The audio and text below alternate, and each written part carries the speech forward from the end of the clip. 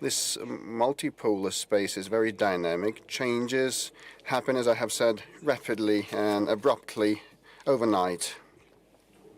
And it's hard to prepare for them, it's hard to predict them, and one should respond instantly, in real time. Third, what is important, this space is much more democratic, paving the way for a big number of political, economic stakeholders to come into play. Probably never in history we had that many countries in the global arena that seek to influence the regional and global developments. And a bigger role than ever before is played by the cultural, historical, civilization specifics of different countries. One should find common ground and concurrence of interest. No one is ready to play by the rules set by someone somewhere far away. You know, as a well-known song goes, behind the mists or behind or over the oceans. Hence the fifth, all decisions are possible based on the accords. That would be okay for all the interested or related stakeholders. Otherwise, no viable solution would be attained. Only and merely gaudy phrases and fruitless play of ambitions. Hence, to attain the results, harmony and balance are needed. And finally, the opportunities and threats of the multipolar world are inseparable from each other.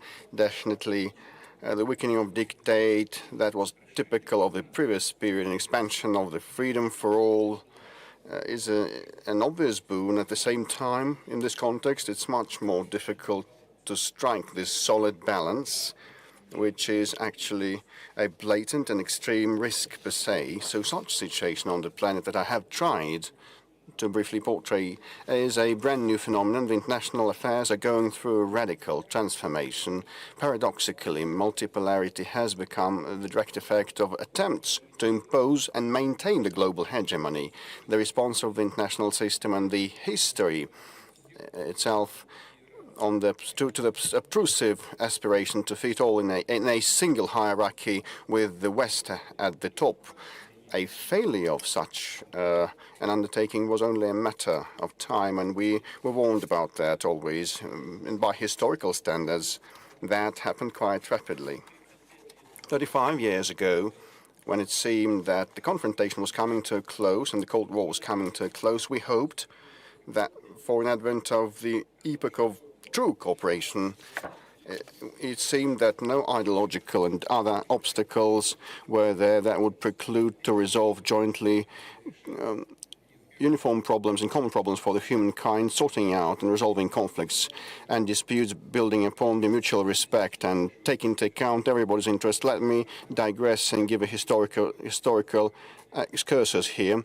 Our country, wishing to eliminate the grounds for bloc-based confrontation, create the common space of security, stated 2 times that we were ready to join NATO. For the first time, it was back in 1954, in the Soviet times, and for the second time during a visit by President Clinton, US President Clinton, in Moscow in the year 2000, when we spoke about that with him, and both times we were turned down, straight away. I repeat, we were ready for joint work and non-linear steps in the global security and stability sphere, but our Western counterparts were not ready to rid themselves of the captivity of geopolitical and historical stereotypes and this simplistic world view. And I stated about that on many occasions in public. When we spoke with President Clinton, he said, it's very interesting, I think it's possible, but several hours later in the evening, he said, I sought the advice of my team, it's unfeasible. And when will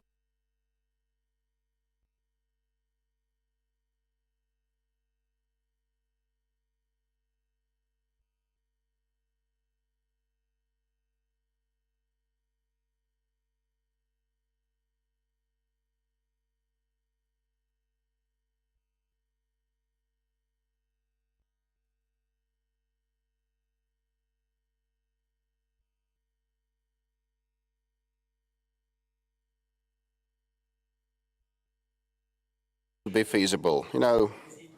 it boiled down to nothing. So a real opportunity to shift to the positive vector is something that we had, but alas, some different approach prevailed. The Western countries succumbed to see and have this absolute and will this absolute power.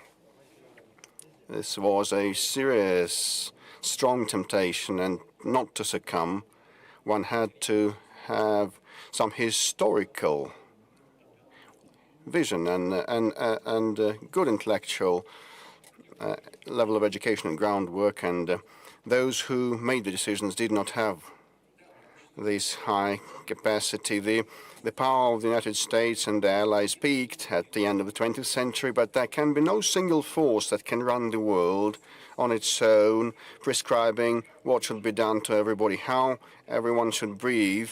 There were some attempts of that, but they all failed. At the same time, one should note that many of the so-called Many believe that the so-called liberal world order was acceptable or even convenient. Well, yes, hierarchy would limit the capability of those who are not at the top of the pyramid of the food chain, if you permit me. But still, at the same time, they reside at the food, but still that would lift a big chunk of responsibility from them. Just the rules are as follows: just accept the set of conditions, fit into the system, and you receive your dues and be happy, think of nothing. Others will think and make decisions instead of you. No matter what they say, no matter what they use as pretexts, that was the case, and the experts in this room know that. Some people were conceited enough to believe that they can admonish everybody. Others played up to the strong ones, being an obedient bargaining chip in an item in trade, avoiding problems and receiving their small perks. And now in the old world in Europe, we have a lot of such politicians left still. Those who were not in agreement, tried to uphold their interests, were considered kind of weirdos, to put it mildly, and they were told nothing will come out of that, and so you're nothing against our power, an empty spot. The most recalcitrant ones were educated by the self-proclaimed grandees, and without any scruples, and resistance was useless, they said. That did not result in anything good. Not a single global problem was resolved. At the same time, still new and new problems keep piling up. The global governance institutions created in the past either don't operate and work properly or have lost their efficiency to a huge extent, no matter what capability or potential a single country might have. Any power has its limits.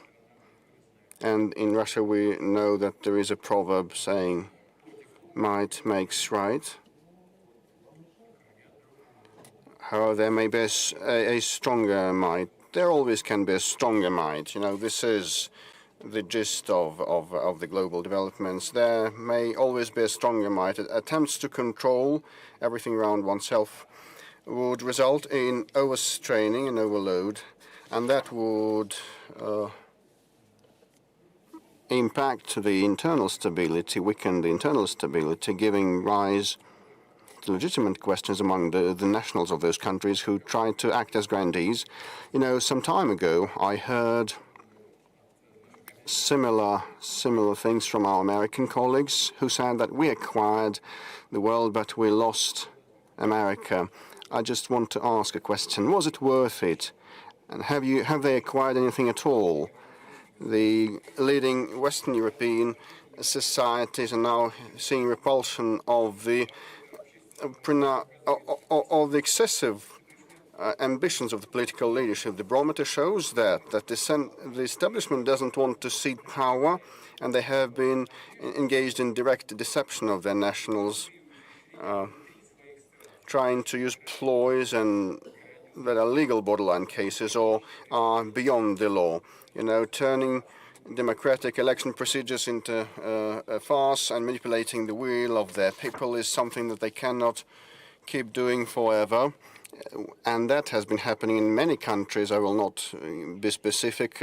In some countries, they're trying to prohibit or ban their political opponents who have been acquiring more legitimacy and trust among the voters. We saw this movie in the Soviet times. We had it in the USSR. Just recall the song by Vygotsky, "The military parade was prohibited. Everything will be prohibited shortly. The prohibitions won't work." And the will of the people is simple. Let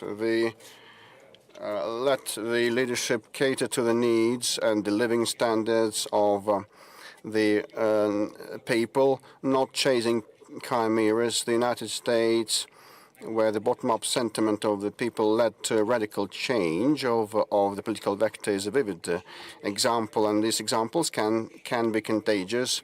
The subordination of the majority to minority that is typical of international relations during the Western domination has been giving way to a cooperative approach, a multilateral one, based on the respect for everyone's interest and the accords between the key stakeholders. That is no guarantee of the harmony or absence of conflicts. The interests of countries will never coincide fully, and all the history of international affairs is about struggle to fulfill their interests. But, a brand new global situation, the tone set by the global community and the global majority,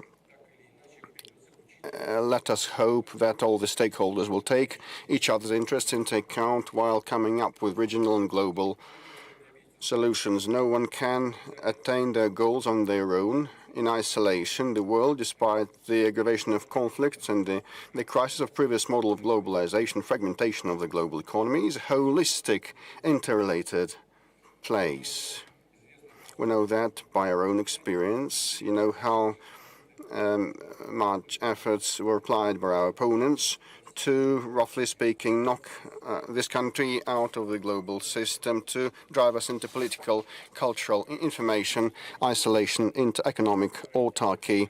The number, in terms of the number of the reprisals that are shamefully dubbed as sanctions, Russia has the record, 30 or even more thousand of different restrictions. Have they attained anything?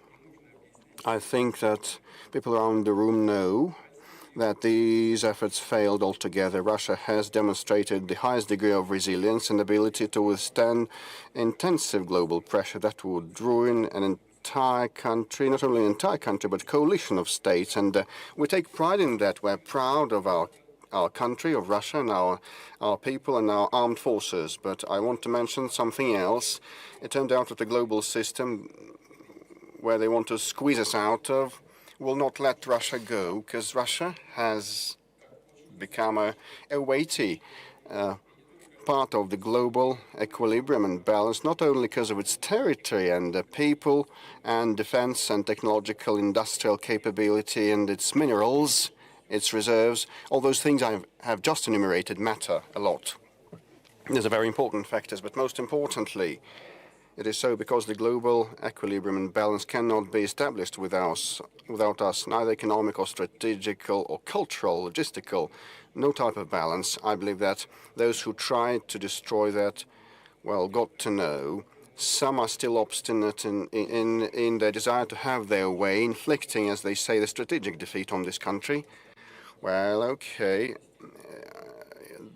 if they don't see the fact that this plan is doomed, if they're stubborn enough, well, I hope that life will show them, and the most stubborn, short-witted ones will understand. We heard numerous clamors about full blockade and threats about blockade, trying to make Russian people, as they said, and they had no scruples in saying that they wanted to make the Russian people suffer. And they came up with figmental plans. I think, ain't it time to calm down and look around and understand the real situation and try to build relationships in a different way? We also know the polycentric world is very dynamic. It seems brittle and unsustainable because you cannot establish the state of things forever. Defining the alignment of forces, there are multiple stakeholders and processes and non-symmetrical forces. complex ones. Everybody has their own strengths and competitive edges that create a unique combination and a composition in each of the cases. The world of today is a sophisticated, multifaceted system. To comprehend it correctly, simple laws of logic or cause and effect ties will not suffice. Complexity philosophy is what is needed, something similar to the quantum mechanics that is much more sophisticated than the classical physics. At the same time, thanks to this complexity, the overall negotiability has a trend to go up. The linear unilateral solutions are impossible. Non-linear multilateral ways require considerable professional, impartial and creative, sometimes non-standard diplomacy. I'm convinced that we will witness a certain renaissance of the high diplomatic art. And the essence is about the way to pursue dialogue, coming to terms with the neighbors and single-minded stakeholders, and which is more difficult, come to terms with your opponents. In this spirit of the diplomacy of the 21st century, the new institutions have been developing, the expanding BRICS group and the major regional entities like Shanghai Cooperation Organization in Eurasia, and more compact but no less important regional groupings. There are numerous appearing around the globe. You know about them quite well. All these new structures are different, but they are united by the same trait. A very important one: they don't function on the hierarchical principle, subordination to someone who is considered to be the main one. They are not against anyone there for their own interests. This world of today needs accords, not imposition of someone's will. Hegemony, any type of it, will not cope with the scale of the agenda. Providing for international security in these terms is a very, very relevant and comprehensive matter. The growing number of stakeholders with different goals and polycentric cultures, their own identical original traditions, the global complexity makes it much more difficult and complicated to come up with this new approaches towards global security, but it gives us new opportunities. The bloc-style ways that are doomed to give rise to confrontation have become anachronic, pointless. We see that our European neighbors are now trying to patch up the cracks and plaster the cracks of the edifice of Europe. They want to overcome this cleft, to strengthen the shaken unity that they were so proud of and flaunted with, not because of resolving, not with the help of resolving their own domestic problems, but, stoking up the enemy image. But people in those countries are wise enough to, take to the streets, and despite they stoke up situation at the outer border, they try to recreate the well-known enemy that they invented hundreds of years ago, Russia. And many people in Europe do not know what's so horrible about Russia. Why should they tighten their belts countering Russia, forgetting about their own interests, sacrificing them, and acting in their own detriment? But the ruling elites of the United Europe try to stoke up hysteria. They say that the war with the Russians is in the offing, and they keep repeating that gibberish over and over again. I look and hear what has been said. I'm bewildered. Can they be serious? Can they believe in what they're saying, that Russia is trying to attack them? This is impossible to believe, and they try to convince their own people of that, and they may be non-competent. Either non-competent if they believe in that, because it's impossible to believe in this nonsense, or they may be decent enough because they do not believe in that themselves, but try to convince their own people. Just calm down and sleep quiet, and try to get to grips with your problems. Look at what has been happening at the European streets, what has been happening with the European economy and industry, huge crisis in their culture and identity, huge debt burden, and growing social welfare system, the migration that has been out of control, growth of violence, radicalization of leftist, ultra-liberal, racist, marginal groupings. Look at Europe being relegated to the periphery of the global competition. We all know that the threats, aggressive threats towards Russia that Europe has been trying to intimidate itself with are far-fetched. And the auto-suggestion is a dangerous thing, and we cannot, unfortunately, fail to pay heed to that, and we must take that into consideration because of the need to sustain our defense and security, and we're looking at the militarization of Europe that has been gathering pace. Are these plain words or simple words or lip service, or is it serious? Because they say that the German army should be the most powerful in Europe. Okay, we have been listening to that attentively and eyeing that closely, trying to figure what they actually mean. I believe that no one has any doubts that the response of Russia will not be long in coming. The response to such threats will be, to put it mildly, quite convincing. This is about the response. We never initiated any military standoff. It's pointless, uncalled for, and absurd. It would drive us away from resolving real problems and challenges, and the societies, sooner or later, will bring their leaderships to account for ruining and ignoring their needs and aspirations and hopes. But if someone has a desire to rival with us in the military sphere, okay, go for it. Endeavor. Russia proved on many occasions when threats to our peace and security come to the fore, and threats to our sovereignty and our statehood, we are swift in responding. No, you should not provoke us. Never, ever did it end badly for the provocateurs, and no exceptions will happen in future. There will be none. Our history proved that weakness is unacceptable because it gives rise to temptation, to a delusion that anything may be resolved with us, and they may have their way from the position of force and indecisiveness and weakness. Russia will never demonstrate that. It is something that we will never demonstrate. Those who cherish the dream of inflicting a strategic defeat of us, let them know that. And those speaking actively about that, well, some of them are far away. Others, have passed away.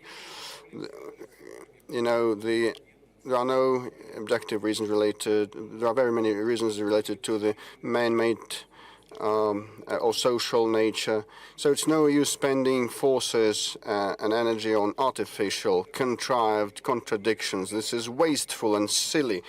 International security is so multifaceted and indivisible that no delimitation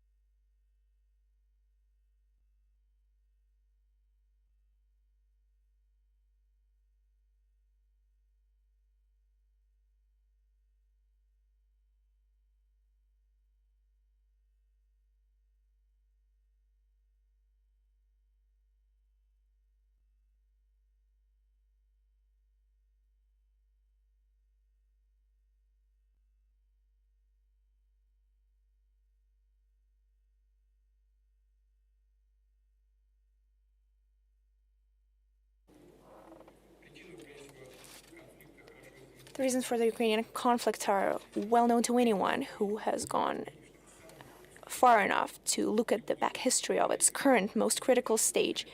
And I will not repeat myself. I'm sure that everyone here is well aware and understands my position on the issue. I have voiced it many, many times. But we also know something else. Those who encouraged, goaded, and armed Ukraine, stirring it up against Russia, for decades fostered rampant nationalism and neo-Nazism, simply couldn't care less not only for Russian interests, but for Ukrainian interests either, for true interests of the people of that country. They have no remorse for that people. It's nothing but expendable material for globalist expansionists on the West, as well as their serfs in Kiev. The results of reckless filibusterism speak for themselves. Let's ask ourselves another question. Could it be different?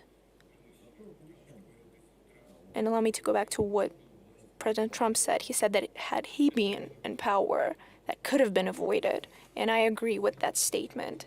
It's true, it could have been avoided had the work been built differently with the US administration back in the day. If Ukraine hadn't been turned into a destructive weapon in someone else's arms, had they not used the Northern Atlantic Bloc approaching our borders, had Ukraine preserved its independence, its true sovereignty.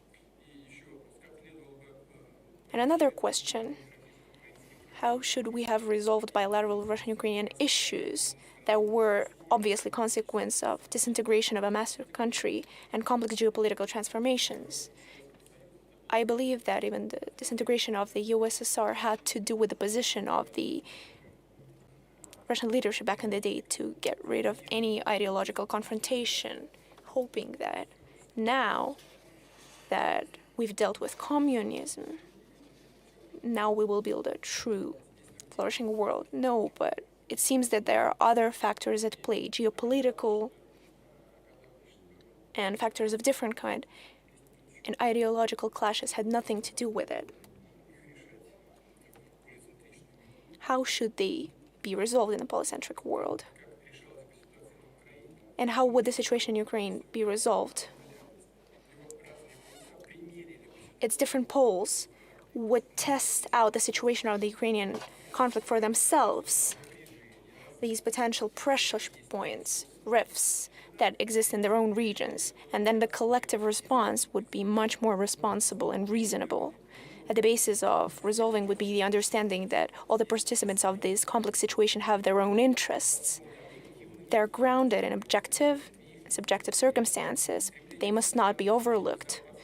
Efforts of all countries in their quest for security and development are legitimate. Of course, this applies for Ukraine, for Russia, and for all our neighbors. It's the states of the region who should have the final say in creating the regional system. It's these countries who have the best chance at agreeing on a universally acceptable model of cooperation because it affects them directly. It is of their vital interests. For other countries, this situation in Ukraine is a bargaining chip in a different, much larger game, their own game. And generally, that game has nothing to do with specific issues of countries, or in this case, for that country or those countries involved in the conflict. It's just a pretext to solve their own goals as well as to profit from war. That's why they showed up on our doorstep with NATO infrastructure. For years, they sat idly by, gazing at the Donbass tragedy, the genocide, at the extermination of Russian people at our ancestral historical lands that started in 2014 after the bloody coup d'etat in Ukraine. In contrast to this behavior that was demonstrated by Europe and, until recently, the US, is the conduct of the global majority states. They refuse to take sides They aspire to truly contribute to the creation of a just world, and we're grateful to all the states who in recent years have taken genuine effort to try and find a way out of this situation. These are our partners, the founders of BRICS, China, India, Brazil, South Africa, the Belarus, North Korea. These are our friends in the Arab Islamic world. First and foremost, Saudi Arabia, the United Arab Emirates, Qatar, Egypt, Turkey, Iran, Serbia, Hungary, Slovakia in Europe, and many African and Latin American countries.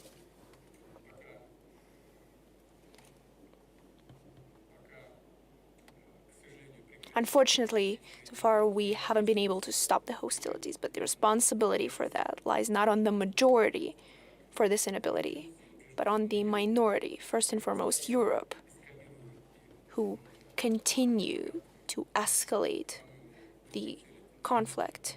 And I believe there is no other goal over there. At the same time, I believe that goodwill shall prevail, and we have no doubt about this.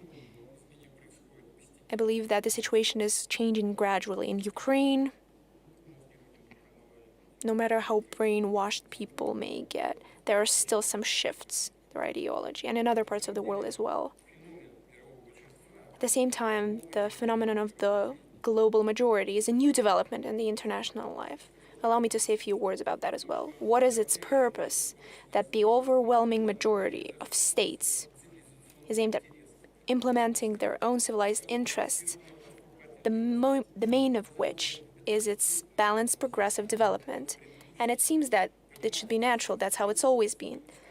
But in earlier eras, the understanding of these interests was distorted with morbid ambitions, with selfishness, with the influence of expansionist ideologies. And now, the majority of states and nations, that very same global majority, understand their authentic interests. And most importantly, they feel strong and confident enough in order to uphold these interests despite the external pressure.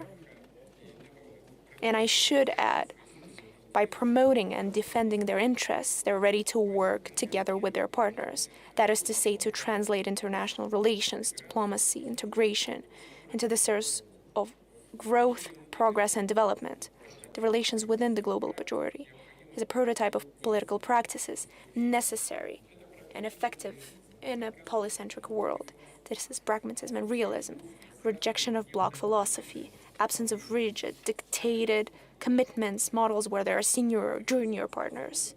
And finally, it's the ability to align interests that don't always coincide, but at the same time, they usually don't contradict one another. So the absence of antagonism is the main principle.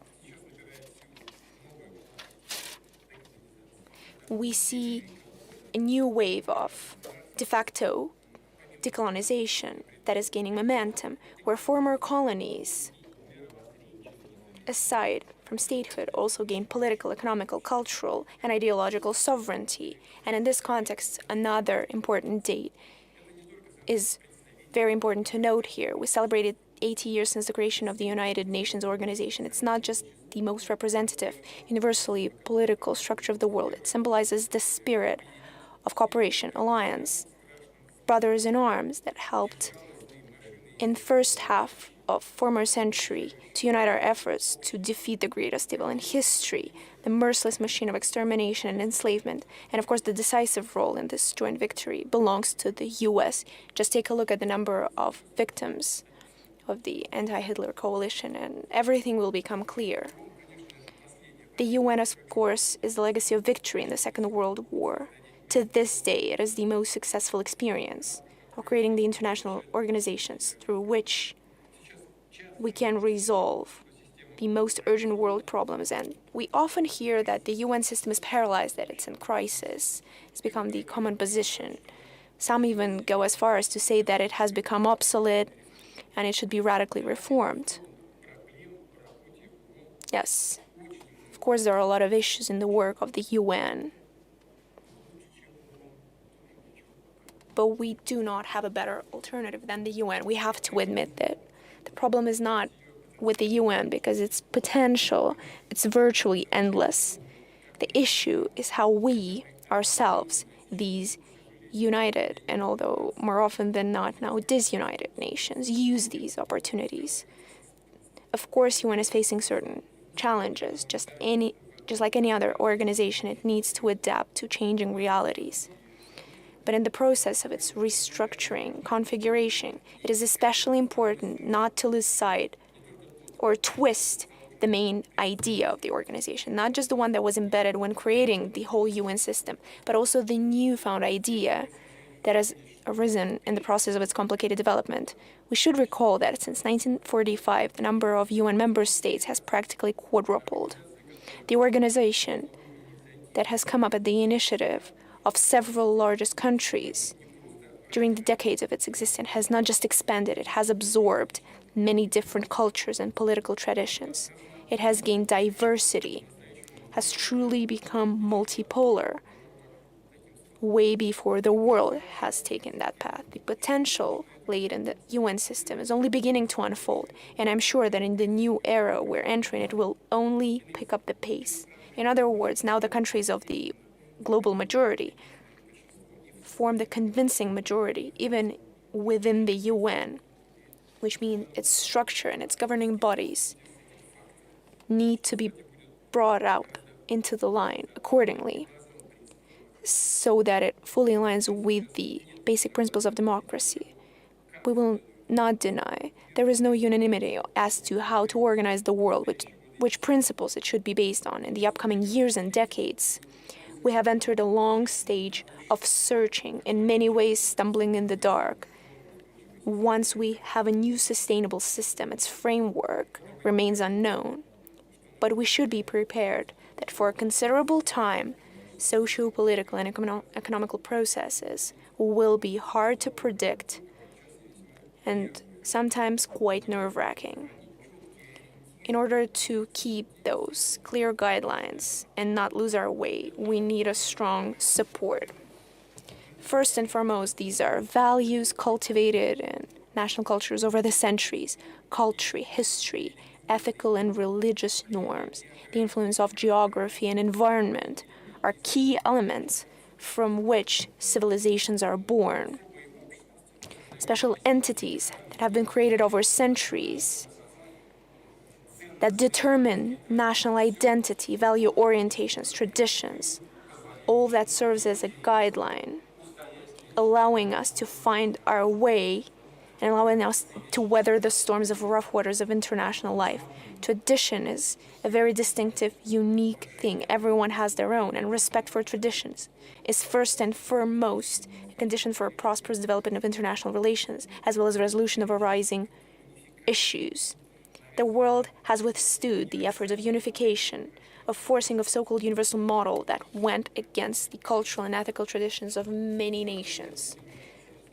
Back in the day, the Soviet Union indulged in it, trying to impose its political system. We're aware of it. And I don't think anyone will try to argue that. Then the US took over.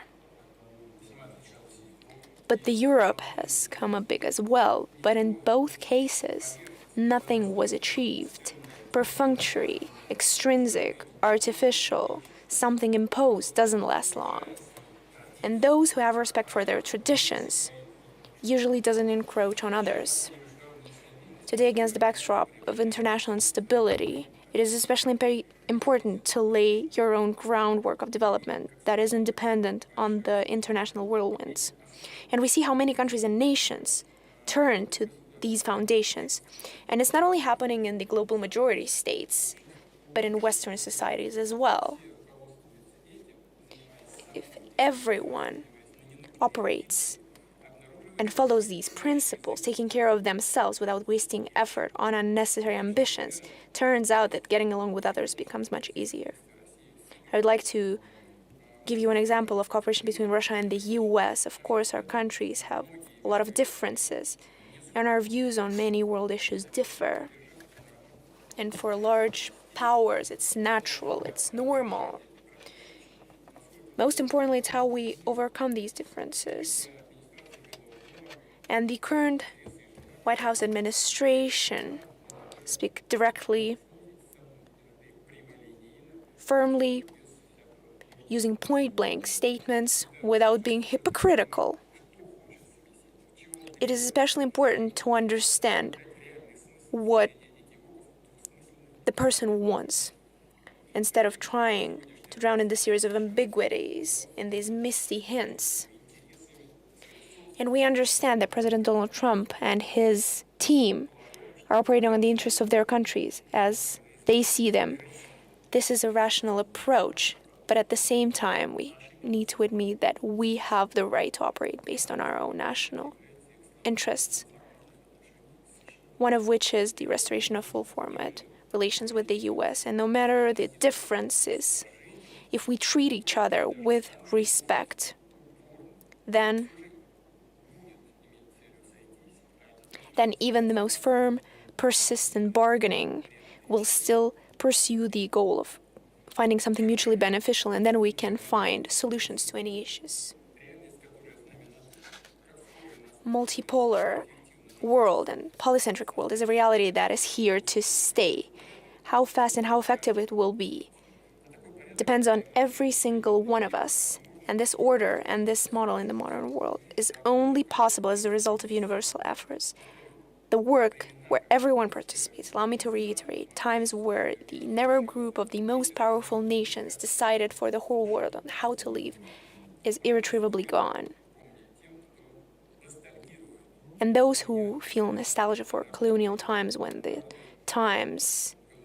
people were divided into those who are equal or those who are more equal than others, should remember that this is a famous quote from Orwell's dystopia. We in Russia were never known for such racist approach to other countries, nations, cultures. It has never been our course, and it will never be our course. We advocate for polyphony, diversity, symphony of values. One color world would be a dull place. Russia's path is tumultuous and it's full of unexpected turns. The formation of Russia's statehood is a constant overcoming of colossal historical challenges. That is not to say that other states were brought up in house conditions, but at the same time, Russia's experience is quite unique, just as the country that's been brought up in it. And we're not trying to pretend that we're exceptional or supreme. That is just a statement of the fact and of our identity. We have survived a lot of shocks, given enough food for thought, both negative and positive. And we're living in a quite ambiguous international situation that is non-linear. And in any vicissitudes, Russia has proven one thing. It has existed, it continues to exist, and will exist. Things are changing. Our role is changing, but it remains a power that is necessary in order to preserve harmony and balance. This is a time-tested, history-tested fact.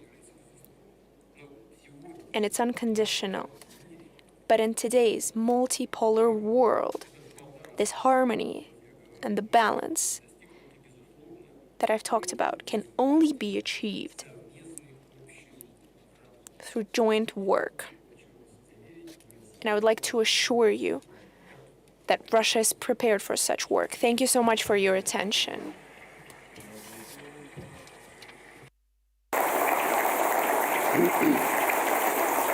Спасибо. Thank you. Владимир Владимирович, огромное спасибо за... Mr. President, many thanks for this. I have tired you. I apologize. No, we have just started. It's merely the beginning. But you have set the very high bar for this conversation that will cling to many of the topics that you have just mentioned. Actually, indeed, this polycentric multipolar world order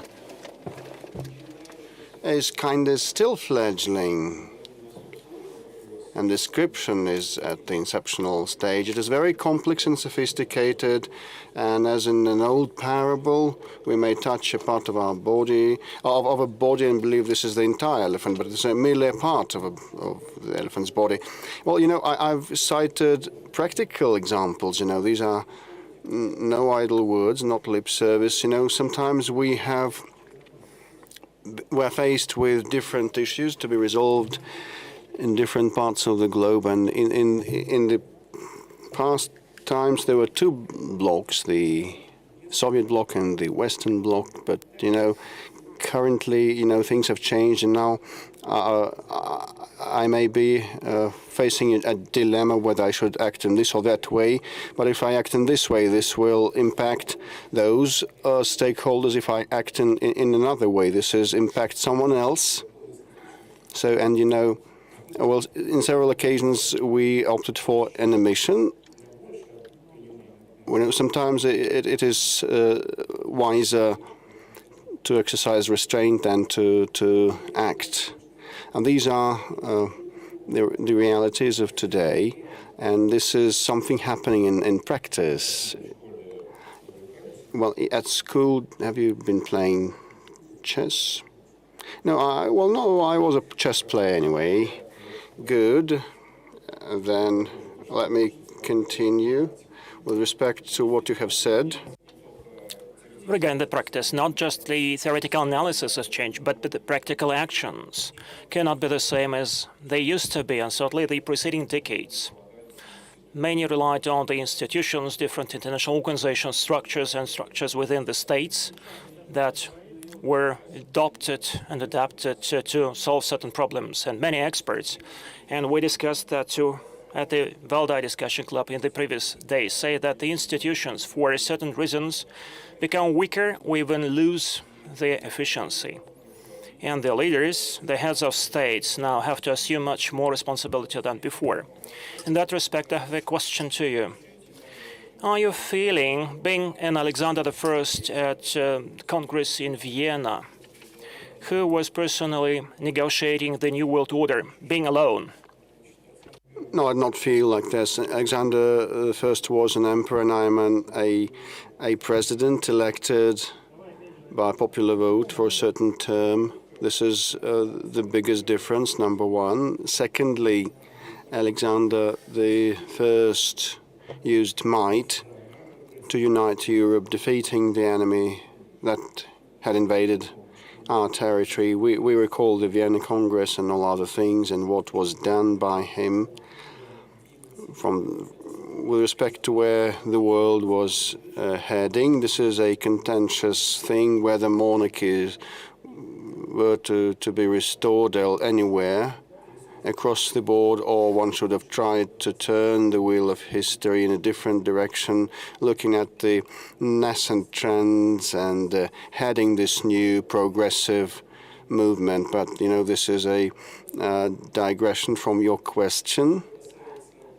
Apropos, as regards contemporary institutions of nowadays, they have degraded when some countries of the collective West tried to use and capitalize on the situation that came into play after the Second World War and the end of the Cold War, proclaiming themselves the winners in the Cold War, and many countries started exercising resistance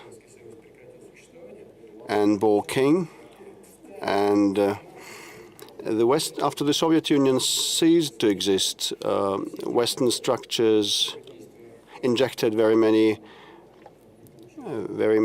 manpower in governing bodies of the ex-Soviet republics, and they acted. Those new staff members acted in a very crude manner and blunt manner.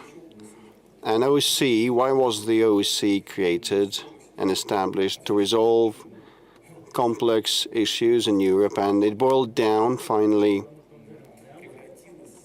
to becoming a venue and a platform to discuss human rights in the post-Soviet space. Well, listen,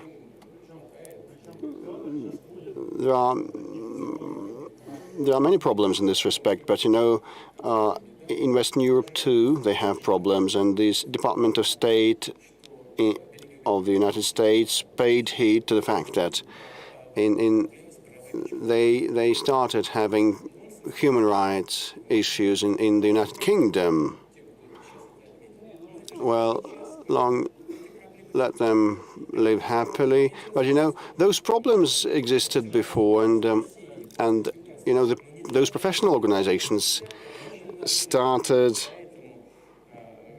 handling Russia and the post-Soviet space, but this was not the original mandate of theirs. And it became pointless. The original mandate in the previous frame of reference with the existence of the Soviet bloc and the Western bloc was different, and these institutions degraded because they stopped doing what they had been created for. But no other option than looking for consensus-based solutions, and trade-offs exist. And we came to understand gradually that some institutions were to be established to resolve different matters, not the way our Western colleagues and counterparties tried to resolve them, but, building upon consensus. This is how Shanghai Cooperation Organization was established. Well, originally, it was about sorting out the borderline disputes between the former Central Asian republics of the USSR and China, and it proved efficient, very efficient, and we started expanding its mandate, and it lifted off. And gradually, this is how BRICS came into existence. I received the Indian Prime Minister and the Chinese President, and I suggested we should have a RIC format, tripartite format, and we agreed to get together on a regular basis and engage our foreign ministers, and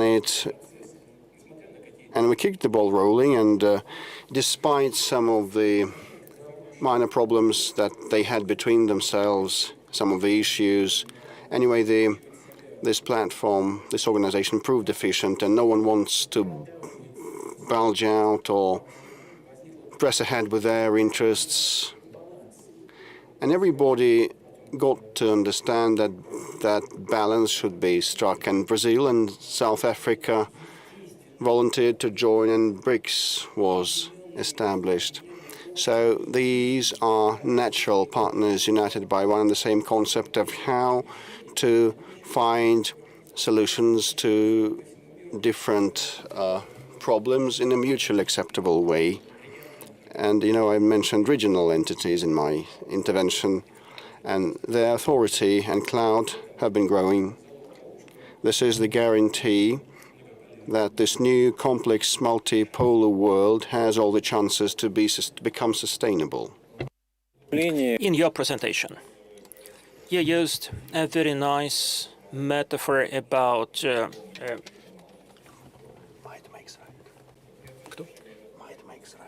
might makes right, where not take a knife to a gunfire. So, and once there are no other means, there is just power that you have to use, and in geopolitics it came a war. A lot's been discussed, and we did that, and a whole session was dedicated to that topic, what the new war is about, the modern war. For sure, it has changed. What is your take as the commander-in-chief, as a major politician? What is different? What has occurred to the war? Well, this is a very specialist question. Still, it is very important. Most importantly, in the first place, non-military ways of resolving military issues have always existed, but now with the advent of state-of-the-art technologies, they acquire new meanings like information attacks, cyber attacks, trying to impact political consciousness and sentiment of a potential foe nation, and attempts to see the degradation of this public sentiment, and now we're seeing the revival, renaissance of a Russian tradition. Girls, start wearing Russian folk garments when they get together. This is something that makes me happy. I rejoice over that, despite any attacks to putrefy, make our society putrefy. They never succeed. Our youths have their own inbuilt inherent protection against such attempts to impact the public sentiment. And this is a testimony of the maturity and strength of our society. Same refers to attempts to damage our economy and finance, which is also very dangerous. But what if we speak about military components? Many novel things appear because of the advent of new technology. And everybody has heard, but these are unmanned aerial systems in the water, in the air, and on the ground, unmanned vessels, autonomous vehicles, and aircraft. These are of dual use. All of these are of dual use, and this is one of the peculiarities of today. Many things applied at battlefield are of dual use, many of the items. Let's take the unmanned vehicles. They may be applied in medicine and while delivering food and carrying different cargoes, and at battlefield too. But that gives rise to the need to develop this reconnaissance and jamming systems. And tactics, combat tactics at the battlefield have been changing.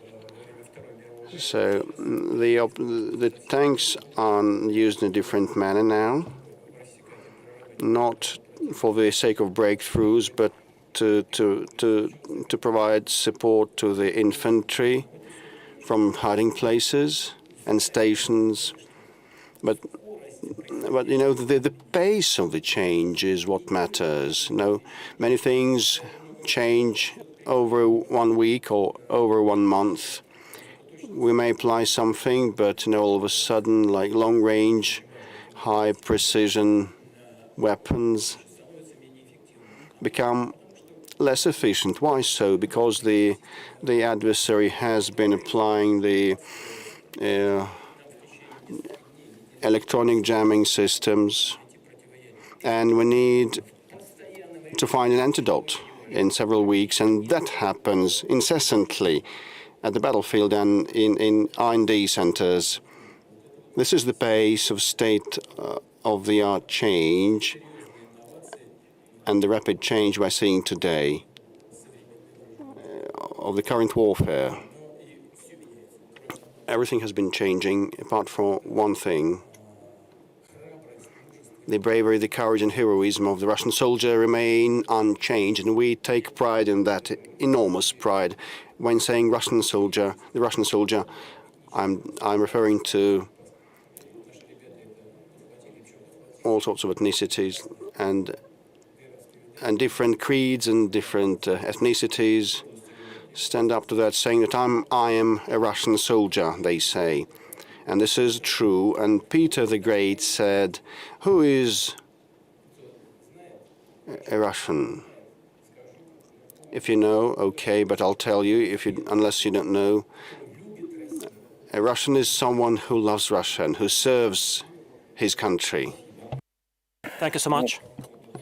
Well, regarding kokoshniks or the women's headwear, I understand, and I will dress like that next time. Mr. Putin, you spoke about the speed of change, the pace of change, and really this is very tremendous. And there are things changing so rapidly in the civil sphere and in the military sphere, but probably in the upcoming decades, that would be like that. But 3.5 years ago, when the special military operation was started, some criticism was voiced regarding the Russian army, regarding the Russian state, that we are lagging behind in some aspects. And some failures that occurred were due to that. All that period of time, have we catched up? And secondly, once we're speaking about the Russian soldiers, at the moment, what is the situation on the front line? What is your take? Well, most importantly, it's not that we lag behind, but we ain't seen some of the novel things. Not that we wanted to do something, but we failed to do that on time. Some things are brand new for us, and this is my first point. My second point is that we've been waging war. We've been manufacturing the military hardware, but on the other side, very many countries, all NATO countries, have been waging war against us. All of them put together, and there are instructors, unfortunately, who actually participate in the hostilities. They established a special center in Europe that has been providing the support to the Ukrainian army, feeding information and intelligence data from satellites to them, training them, supplying arms, and the instructors participate not only in the training but also in the decision making and the implementation of these decisions. Definitely, this is a formidable challenge for us. But the Russian army, the Russian state, and our defense industry has adapted themselves quickly to this new challenge, and we have been rising up to this challenge. It's not an overstatement or bragging to say that currently this army is the most combat effective with respect to the degree of training and technical capabilities and the knowledge to apply those capabilities and supplying new prototypes of items to the front line. And the tactics also, we're quite knowledgeable. We excel. This is the answer. Our interlocutors and your interlocutor across the ocean have renamed the Defense Department into the Department of War. Probably the same thing, but there are nuances. Do you think the names matter? Well, I don't think. Probably not, or probably as you name the ship, so it sails. So probably there is some point to it. But this sounds quite, a bit aggressive. The Department of War, ours is the Ministry of Defense, so this has been our tenet. We don't have any aggressive intentions against third countries. Our defense ministry aims at providing for the security of the Russian state and the people of Russia. And he says that Russia is a paper tiger? A paper tiger. Well, I've said that Russia has been waging war not against Ukraine, but all NATO countries put together. So if we speak... Well, you've asked me what has been happening on the front line, battlefield line. I'll come back to the tiger thing, but, all along the battlefield line, our troops have been advancing. The Northern Group in the Kharkiv region, there's a location of Volchansk, and in the Sumy region, there's also a location called Yunakovka.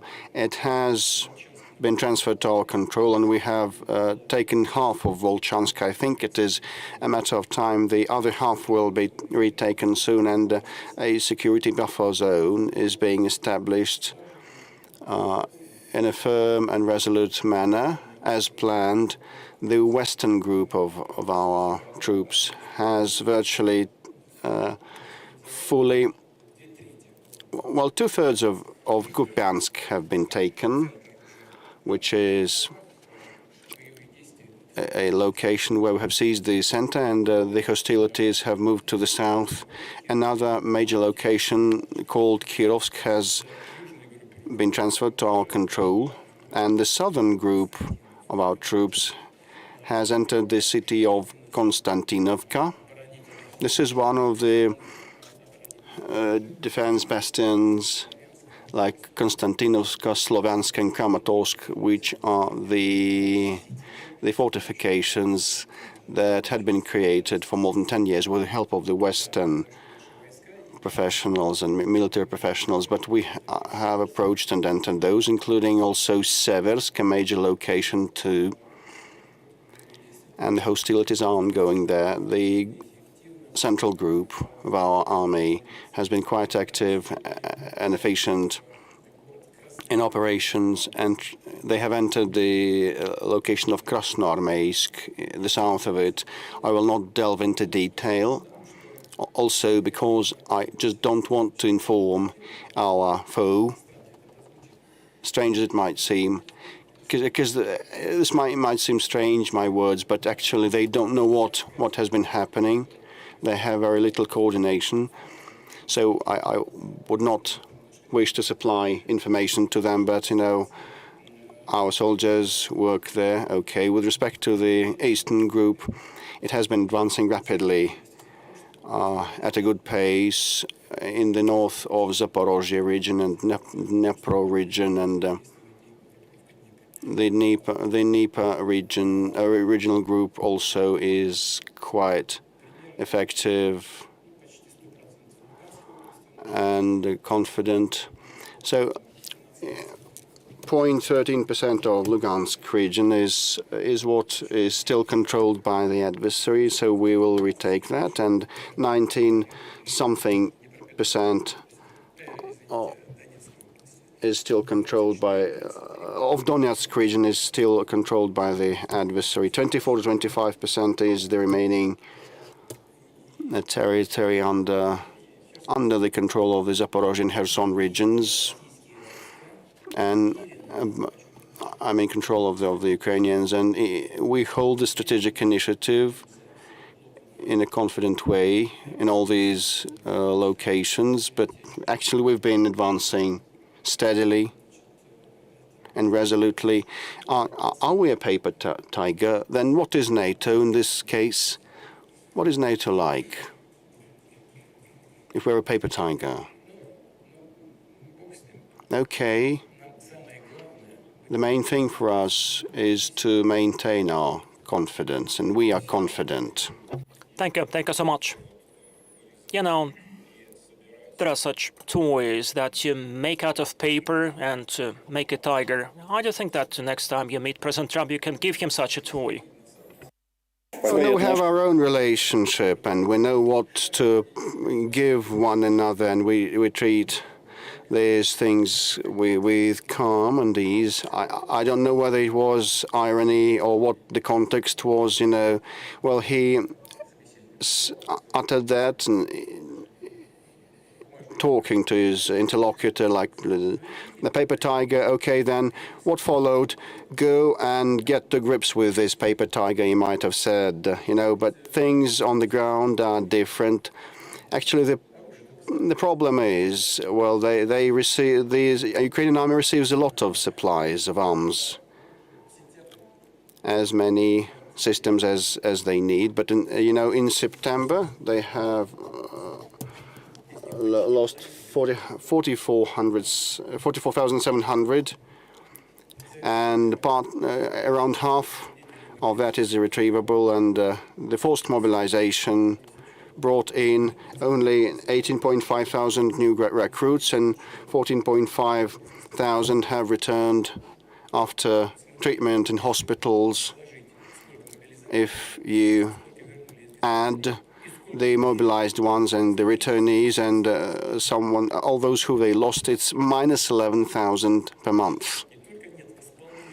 So they cannot replenish their reserves on the front line, but they see their army dwindling. If we take January to August, this span, 150,000 people have deserted, and they have recruited 160,000 more, but 150,000 of defectors is a lot. And, you know, given the current casualties, that means that they have only one alternative, reducing the mobilization age, threshold age, but this will not yield good results. According to our and by the by Western specialists, this will hardly give or yield positive results because they don't have time to train their newly recruited soldiers, because our troops keep advancing day after day. So they cannot entrench themselves or train the military personnel, and you know their casualties exceed the inflow. So they'd better the Kiev leadership would better think of how to come to terms, and we proposed that on many occasions. Do we have enough personnel for everything? We have a lot of these.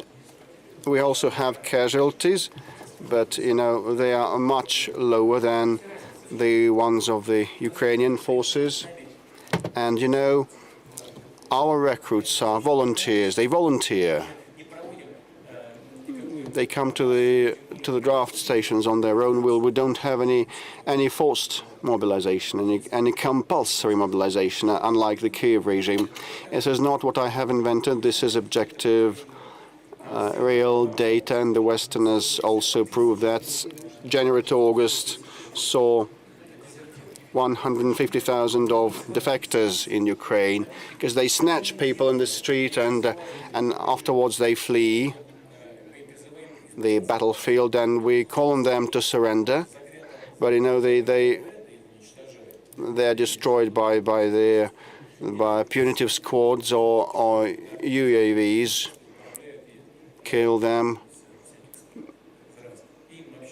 controlled by mercenaries who do not care for Ukrainians.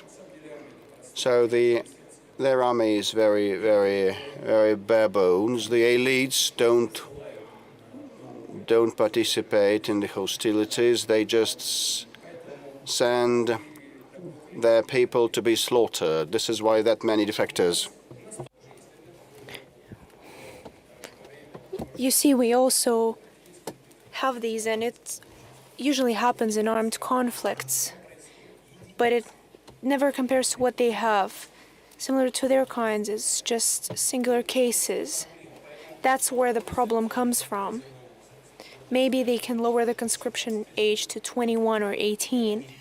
This will not solve the problem.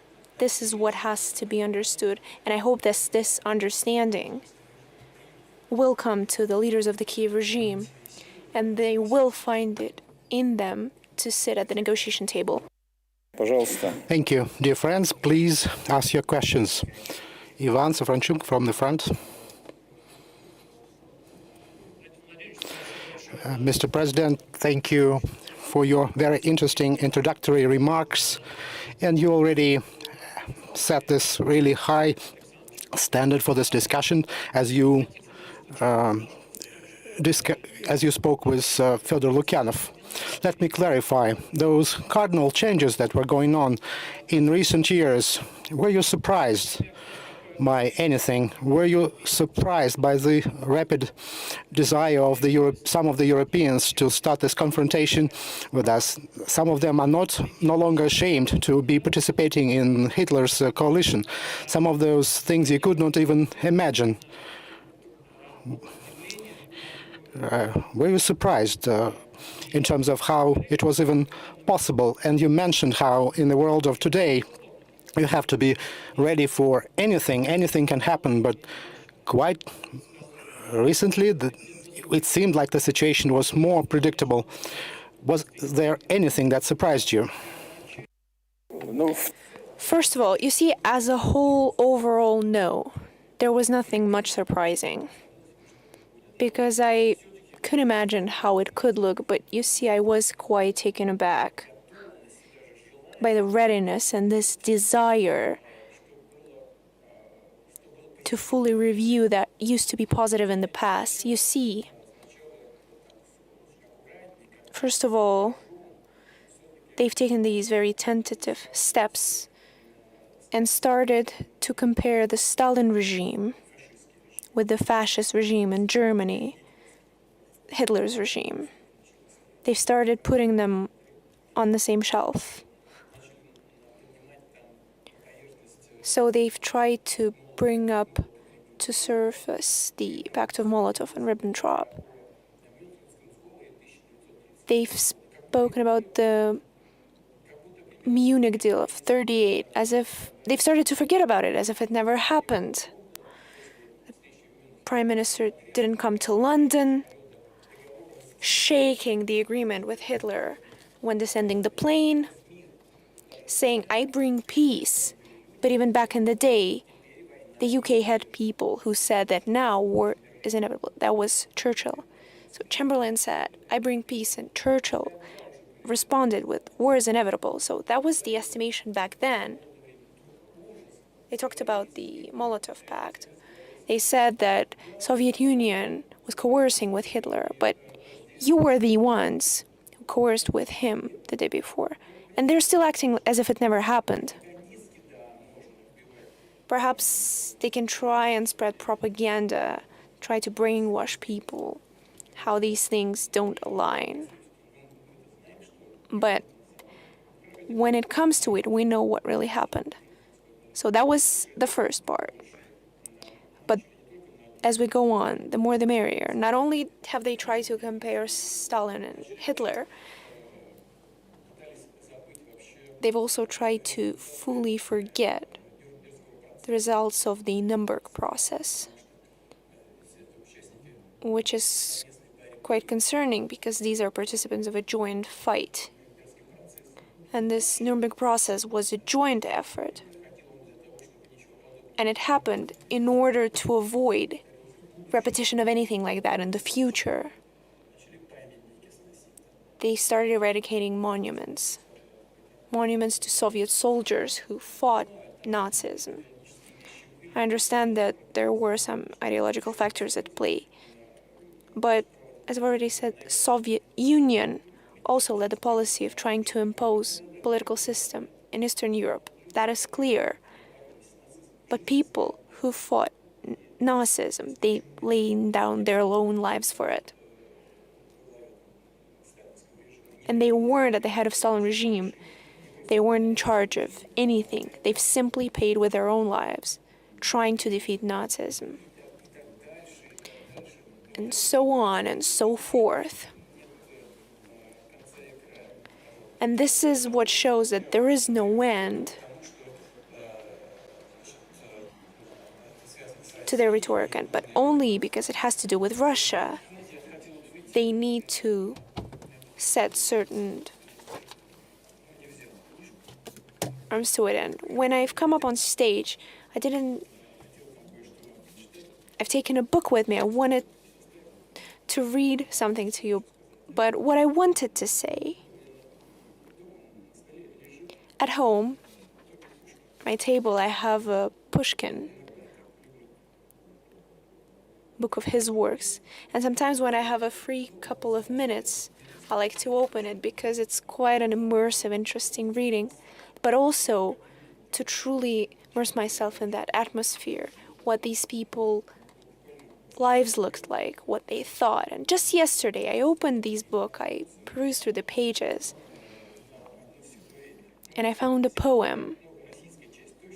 Everyone, at least a certain part of the audience, knows the poem of Mikhail Lermontov-Borodino. Please tell me, uncle. We wasted no time, of course, but I never understood that Pushkin wrote on the same subject as well. But then I took a look at it and I was very impressed by it, because you get a feeling like Alexander Pushkin wrote those very same lines just yesterday, as if he looked at me and said, "Oh, you're about to discuss the Valdai Club. Please take it with you so you can read it aloud to everyone there, my thoughts on the matter." So I was hesitant to do it. But if you allow me, I have a book with me. It's quite curious.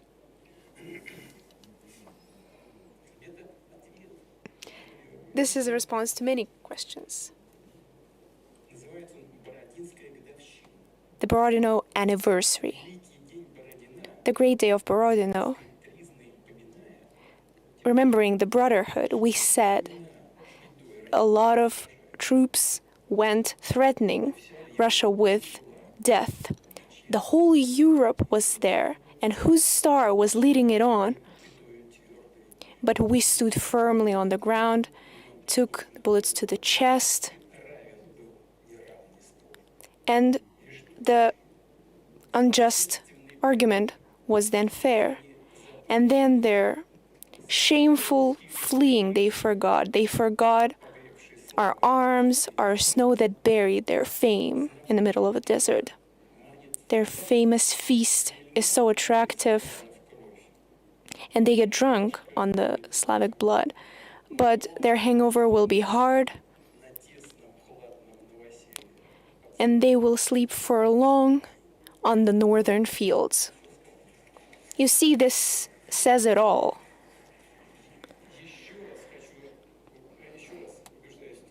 Once again, I find proof that Pushkin is our everything.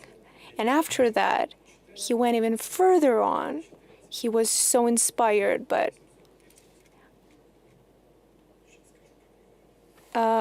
I can tell you exactly where that is, so you can take a look as well. 1831, that's when it was written. So you see, the fact of Russia's presence is inconvenient for a lot of people.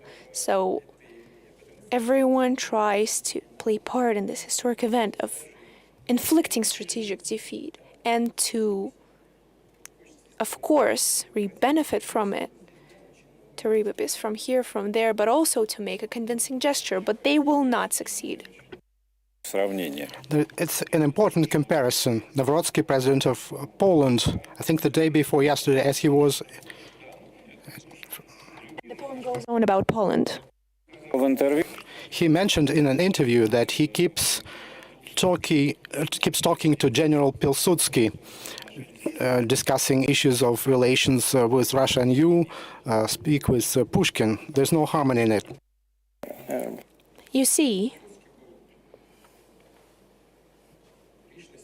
Pilsudski was such a personality who was harboring animosity towards Russia, and under his leadership and under the leadership of his ideas, Poland has made a lot of mistakes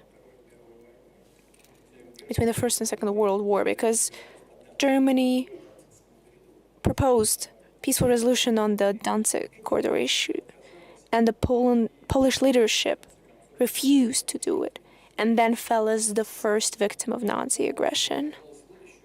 And they also fully recused the following idea. I believe historians are aware of it, that Poland fully refused Soviet Union helping Czechoslovakia. Soviet Union was prepared to do it. We have documents here in Russia. I took a look at them myself, of notes being written to Poland.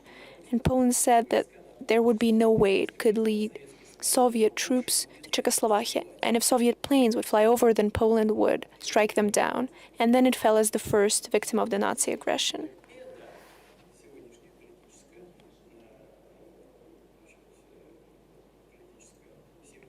So if this political family of the highest rank in Poland remembers that fact, understanding all the complexities and the intrinsities of historical eras and takes that into account and truly considers those mistakes, then it could be beneficial. I have a suspicion that you had a different context. Okay, further questions, please. Professor Marandi from Iran. Thank you very much for the opportunity, Mr. President, and I thank Valdai as well for this excellent conference. We are all saddened because during the last 2 years, we've seen genocide in Gaza and the pain and suffering of women and children being torn apart day and night.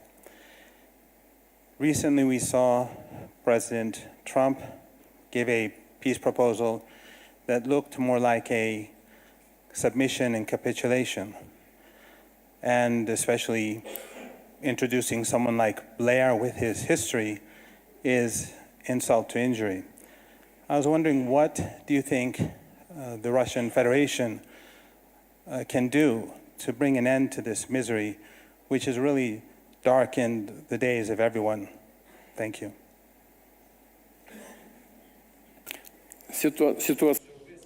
The situation in Gaza, it's a truly horrific event in the modern history of humanity.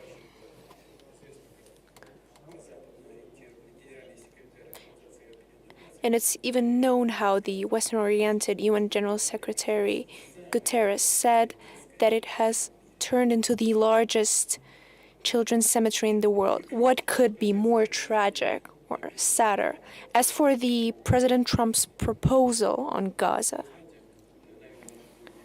you see, perhaps it would be surprising, but Russia is ready to support it. Of course, after taking a detailed look at this proposal, if it leads to the final goal we have continuously spoken about, Russia has continuously, since 1948 and then 1974, when the subsequent resolution of the UN Security Council was introduced, advocated for the creation of two states, of Israel and Palestine. That is the key to the final resolution of the Israeli-Palestinian conflict.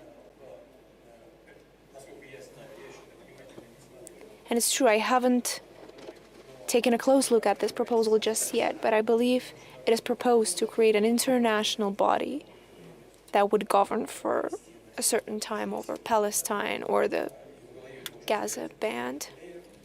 And Mr. Blair should be at the head of it. He's quite known to be a peacekeeper. I personally know him. I have visited his home. I've slept over there. We drank coffee in pajamas in the morning together. Was the coffee good? Yes, quite decent. You see, he has his own opinions, but he's an experienced politician. And overall, if you direct his action in the peaceful track, his experience, his knowledge, he could play a positive role. Of course, there are certain questions. How long this international administration would be in power? And then how and who will transfer this power? There is a mention of transfer of power to the Palestinian administration. In my opinion, everything should be handed over to President Abbas and the current administration of Palestine. Perhaps it could be an issue trying to solve security concerns, but as far as I understand from the colleagues who spoke to me about it today, there is a possibility of transfer of control over the Gaza band to the local militia in order to ensure security. Is that really such a bad idea? I believe that is good. We just have to understand how long the international administration will reign there. What is the time frame previewed in order to pass over the civilian power, as well as any security issues? And what is especially important, I believe, which has to be supported. There was a mention of liberating all the hostages that Hamas is keeping, as well as liberating a lot of Palestinians from the Israeli prisons. Here we have to understand how many Palestinians can be released in what time frame, and especially what is especially important, what is Palestine's opinion on that, as well as the countries of that region, the whole Islamic world, and Palestine, Palestinian people, and of course I mean Hamas. There are different approaches and opinions about Hamas. We have our own opinion, but we have contacts with them. And it's important for us that Hamas support that idea as well. And the Palestinian administration has to support that as well. These are all the matters that require substantive, detailed research and work.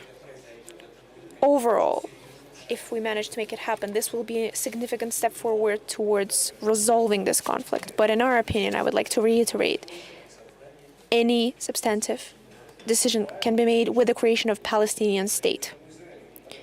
And Israel's approach is also very important. We're not aware of it yet. What's their take on it? I'm not aware of any public statements. But it's not just about their public statements, but at the core, what is Israel's take on it? Will they be ready to comply with what's been proposed by the US president? There are a lot of matters to take into account. But overall, if all the things that I've mentioned can happen, it will be a breakthrough that could be quite positive. Allow me to repeat for the third time. The creation of a Palestinian state is the key to resolution as a whole. You're not surprised a couple of weeks ago when one ally of the US, Israel, attacked another ally of the US, Qatar. I was surprised. What about the reaction or the absence of reaction of the US? Понятно. Спасибо. Так, Тара Рид, пожалуйста, здесь. Okay, Tara Reid. President Putin, it's a tremendous honor to speak to you. I want to start with a thank you that will lead to the question. I used to work for Senator Biden and Leon Panetta in the United States of America, and I came forward about some things in corruption in 2020, and I was targeted by the Biden regime to the point where I had to flee. Margarita Simenon, who was a hero to me, helped me, and Masha Maria Butina get through. And I was able to get political asylum thanks to you. And with your collective effort, you saved my life. So thank you. I was a target, and my life was in immediate danger. What I can say about Russia is Lublyo Russia. I have found it to be beautiful. The propaganda in the West was wrong about Russia. I love Moscow. The people have been very warm and welcoming.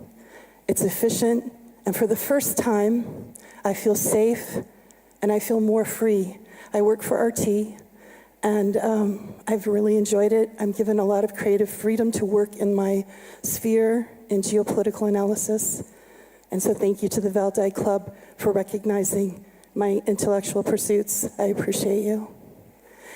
So this is my question.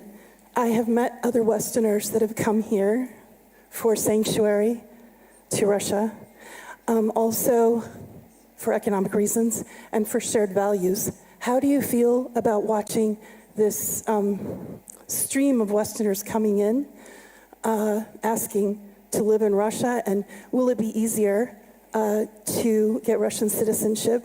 And you gave me, by presidential decree, Russian citizenship, which is a tremendous responsibility and honor. So, я русский. Спасибо большое.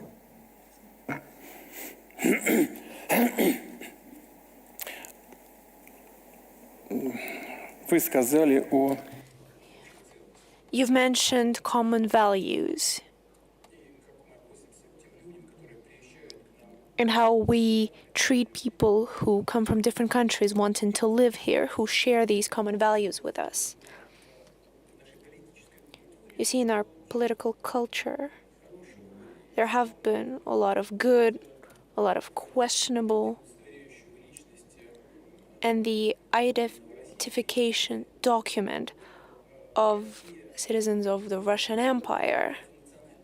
There was no such field as nationality.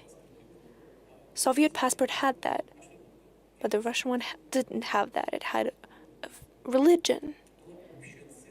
There was a common value, a religious value, belonging to Eastern Christian religion, Orthodox religion. Of course, there were other values, but this was the one that determined what kind of values you shared, which is why today it doesn't matter whether someone comes from the East, from the West, but if they share our values, this is our person, and that's how we're going to treat you, which is why you feel the way you feel. And that's my attitude as well. As for any legal administrative procedures, we have taken decisions that facilitate the chances for those who want to tie their lives, whether it's for a few years, facilitate the process that lowers the barriers for them.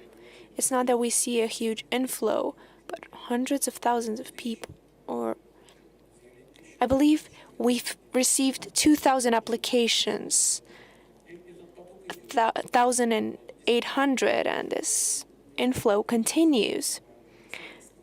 And it's not just for political reasons, but for values, mostly from European countries. Their gender terrorism that they're conducting towards children.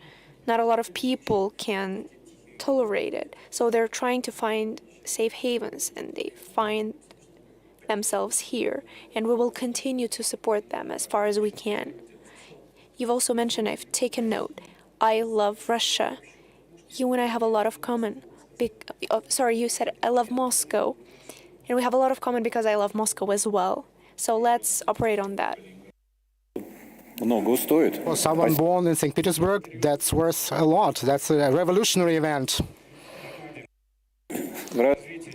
Mr. President, to follow up on that question, a couple of months ago, there was this really unique piece of news that at the front lines of the special military operation in Donbass, an American citizen perished who fought on our side, Michael Gloss, who was the son of the deputy head of the CIA. An American already attracts attention, especially from such a family. Were you aware of him prior to when it has become known publicly? No, I was not aware of it. I found out when there was a draft decree on him acquiring a medal for bravery. And I will be very frank, I was quite surprised. He had complicated parents. His mother is the acting deputy of the investigative branch of the U.S. His father is the retired Navy officer in charge of one of the largest companies supplying Pentagon. So it's not your usual family. I was not aware of any of that. But you see, a colleague was just speaking about her points of view, how she found herself here, and he found himself here for the very same reasons. When he tried to enter the university, his parents were not aware. He came to Turkey, then he came to Moscow.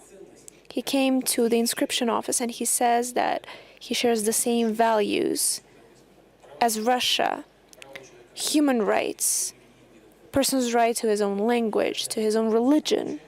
He advocates for human rights. And Russia fights for the very same values. And he's ready and he wants to fight for those values with an arm in his hands. He received special preparation. He wasn't just conscripted in the armed forces, but in the elite branch of armed forces, in the air defense forces. Of course, they're all fighters. He was fighting at the forefront. And he fought courageously. He was heavily wounded. He received a strike wound together with his friend in battle. Another friend pulled them out of a burning vehicle, receiving 25% of burns across his body. He pulled them out, carried them to the woods, and just imagine this young man of 22 years old, bleeding out himself, tried to provide first aid to his friend who was wounded. Unfortunately, Ukrainian UAV noticed them, launched a mine, and both were killed. I believe that these people, they are the core of the MAGA organization who support the current Trump administration because they fight for the same values as himself. They are like that, and he's like that as well. What's that they sing in the anthem? The US is the land of the brave. So he truly proved with his bravery, with his behavior, he laid down his life. And a significant part of US citizens can be proud of him. How this US citizen that we just spoke about, I've handed over this medal to Mr. Witkoff, and when we did that, I've asked to come, and they did come, his brothers in battle, and the head of the air defense forces, as well as the brigade commander, the commander of the group, the very same officer who took him out of the burning vehicle and who, just as I've mentioned,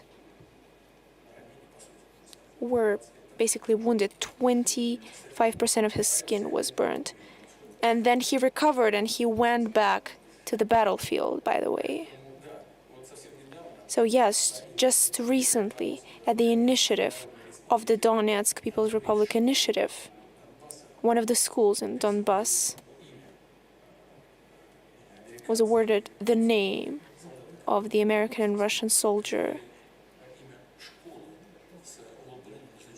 That is the school with specialization in English language, and we will do everything so it stays in great condition, as well as other schools in Donbass. We will give all our special attention to it.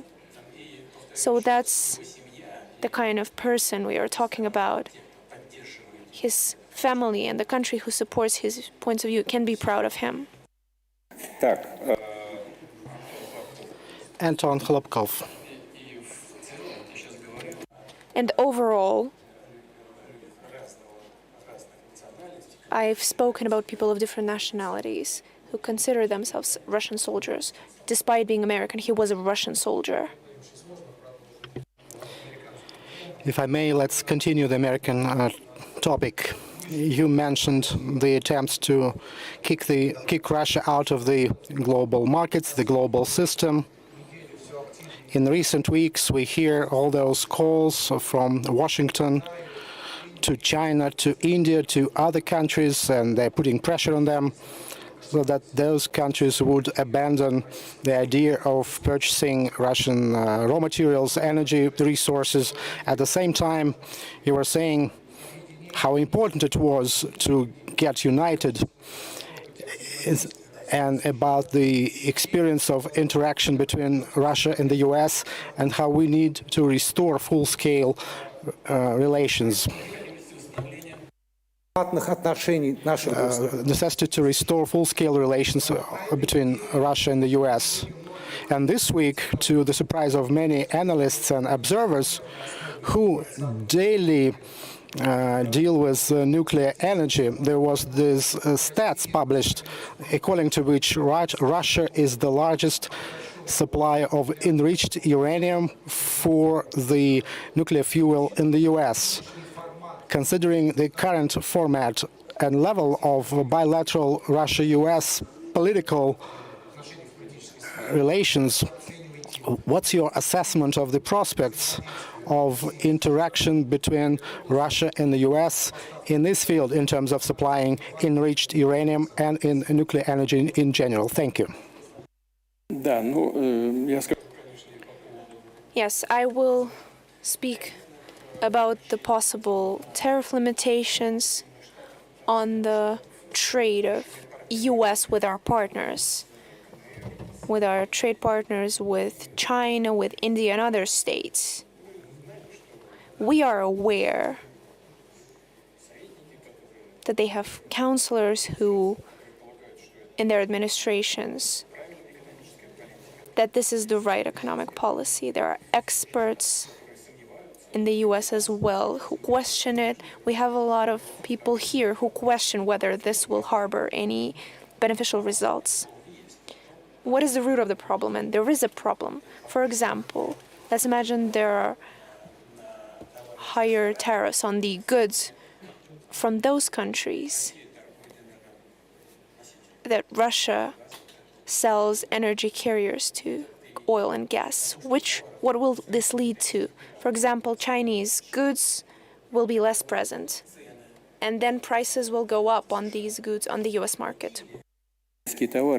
Or these goods will flow via third countries, and once again, prices will go up because of the deficit, and the logistics will cost more. If this happens, if the price is ramped up, the Federal Reserve will have to maintain the interest rates flat or up them to deter the inflation, and this will result in the deceleration of the American economy.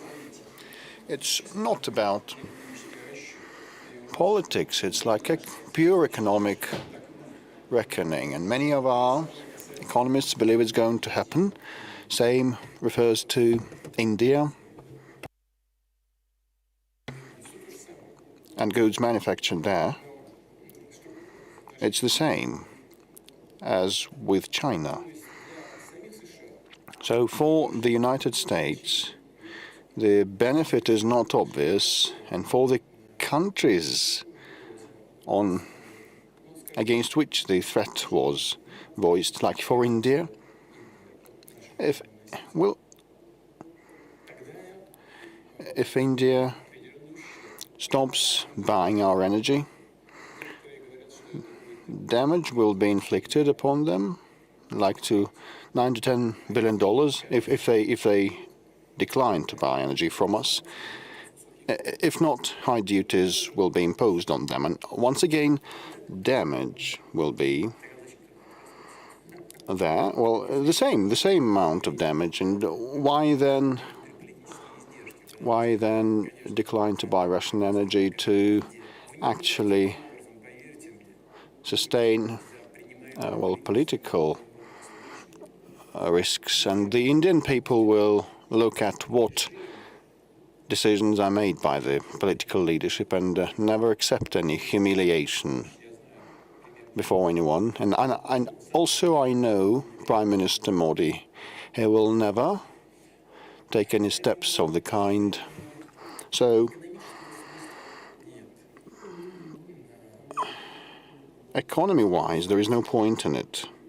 With respect to uranium,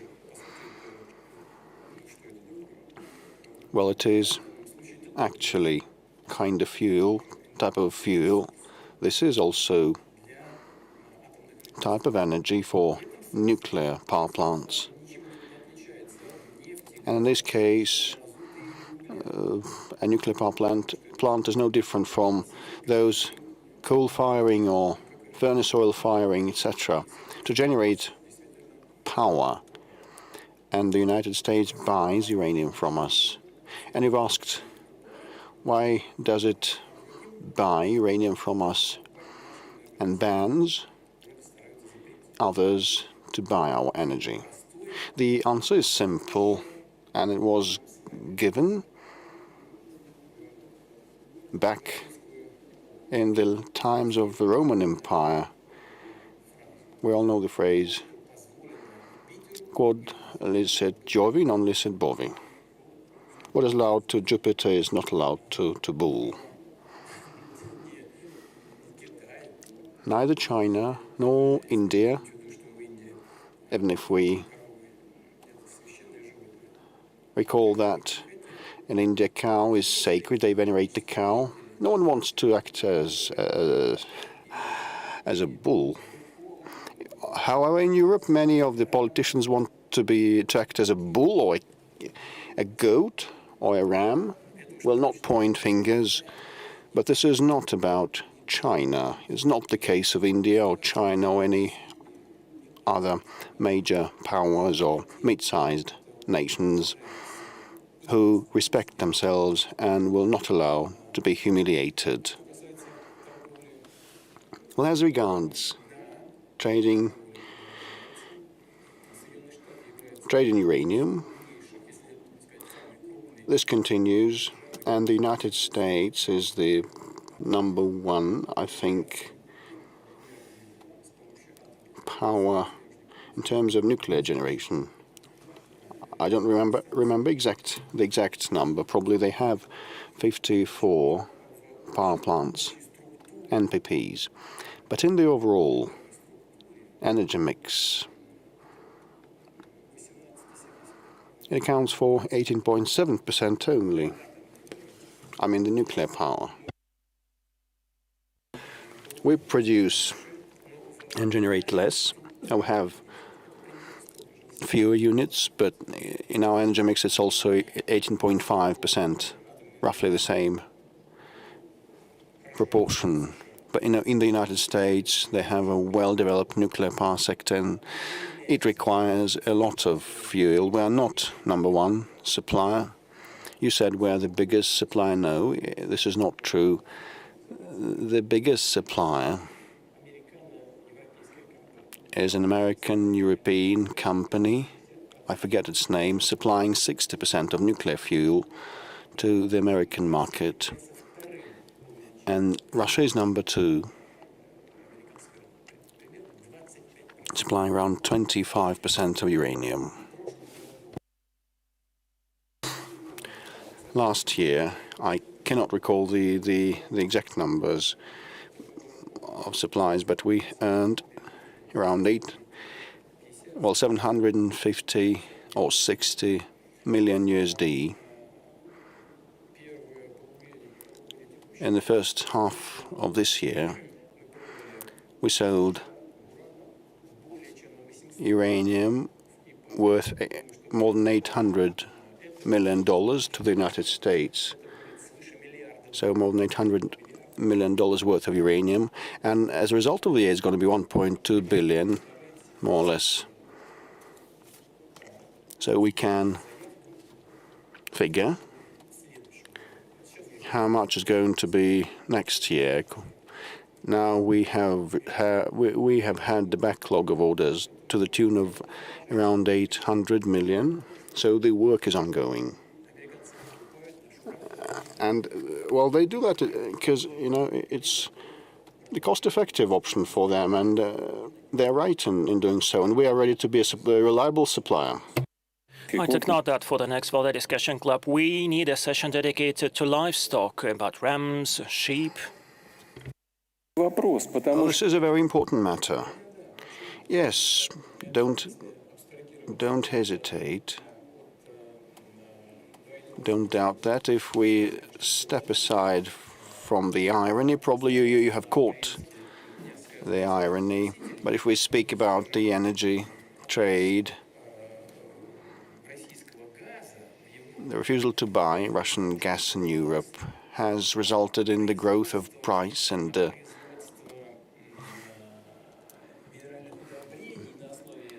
the gas-based fertilizers production has become non-profitable in Europe, and the enterprises closed down, and the price of the fertilizers has gone up, and that impacted the agriculture, and the food prices have gone up also, which reduced the living standards in Europe. This is why people take to the streets.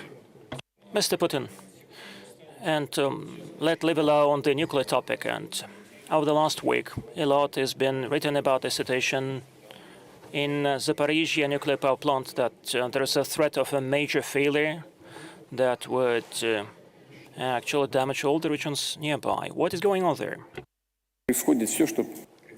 Well, all the things that have been happening keep happening. The Ukrainian militants try to impact the surroundings of the NPP. Thank goodness they haven't got the nerve to impact the station itself. There were some strikes against the training center. Several days ago, just shortly before Grossi came to visit us, there was an artillery strike impacting the power transmission towers, and now the feed in is provided with the help of generators. And so these transmission lines should be brought in order, should be repaired, and they're within the reach of the Ukrainian artillery. This is the difficulty. And this artillery keeps pounding, and our repair brigades cannot approach this site, and they keep telling everyone that we've been doing that, not them. And Mr. Grossi visited that, and the staff members of IAEA keep silent. They're shy of what has been happening, but they're not blind. They see what has been happening. Do we strike ourselves? This is nonsense. This is a very dangerous game, actually. And on that side, people should be aware that if they keep playing these dangerous games, they still have operating nuclear power plants on their side, and we can reciprocate, respond in kind, let them think it over. Number two, well, around 10,000 people worked at that power plant in the Ukrainian times, because all the social things were on the payroll, on their budget. Now 4,500 people work there full-time, and only 250 came from other regions of Russia. All the rest, the bulk, the vast majority, are the staff members that have been there for quite long. Some of the people, some of the workers left, and no one expelled them, and no one detains those who want to live there and work there. And they have accepted the Russian nationality, as well as our colleague has done. And all that is happening and is witnessed by the observers of the IAEA. who are present at the power plant. And this is how things are progressing, are happening there. And we try to, well, by and large, this is under control, and we try to provide for the security of the nuclear power plant and the fuel. But I can only add that the sabotage squads of the Ukrainian army last month and last year repeatedly tried to blow up the power transmission lines near the Kursk and Smolensk nuclear power plants, trying to, well, our professionals restored power supply quickly, but what has been happening now at the Zaporizhzhia power plant is no different from the activities by those terrorist squads. This is very dangerous. Well, they'd better stop that.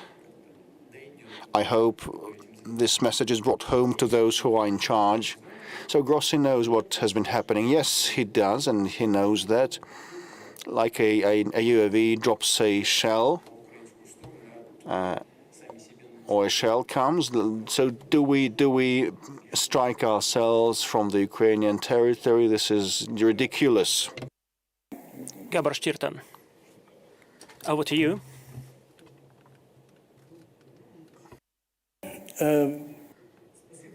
Thank you so much, Mr. Putin. Thank you for sharing with us your Russian view and your personal view about the world, about the future world order and the current world order. I'm from Hungary, from the country that today very often is being said black sheep of Europe.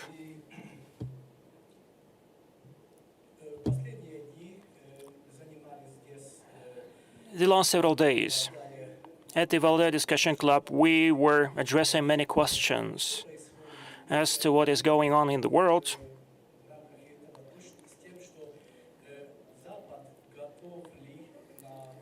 We discussed it whether the West is prepared for such a rearrangement or restructuring, and what place it can take in the nascent world order. And by the way, we were speaking about the deplorable state of the European Union, or Europe.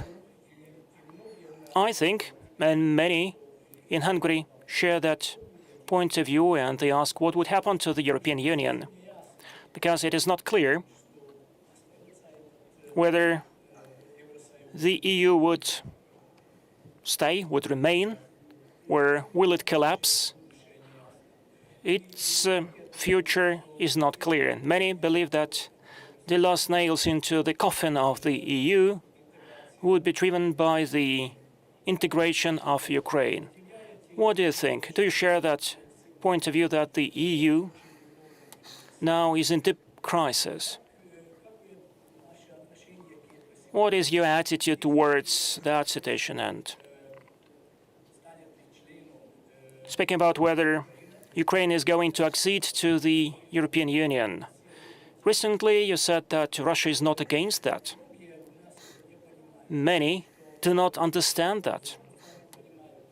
I understand that once Ukraine is accepted as a member of the EU, then the EU would become weaker, and a weak EU is beneficial for many. But if Europe is too weak, it would pose a risk, it would pose a threat for the Eurasian space. Second,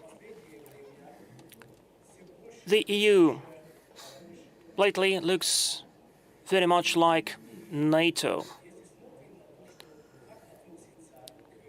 If we look at how we treat the Ukrainian crisis, it becomes very clear. My point is that so the European Union fist in that fight would be Ukraine, it would be its ram, and once it becomes the member of the European Union, it would threaten Russia. What is your take on that?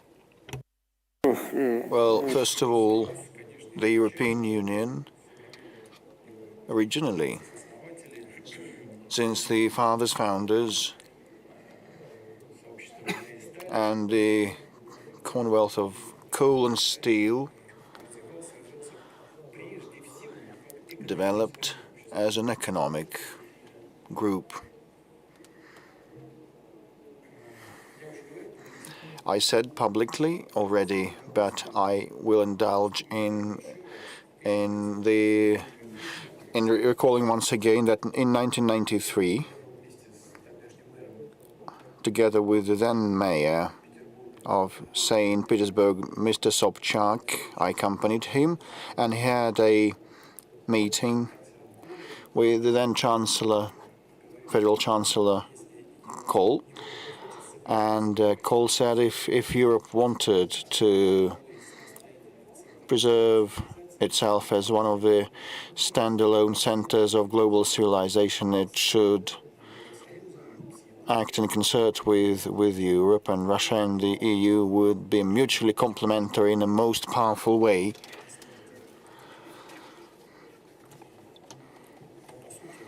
Well, actually, we actually both built on the traditional values, and back then they were respected in Europe. They held in high esteem in Europe, and with respect to today, it's my general assessment. I have already made myself clear, and I have recalled Pushkin. Well, anyway, this is a very powerful group or alliance with huge potential and with a huge capability. But, it has been ebbing away and abating at the same time. It's not that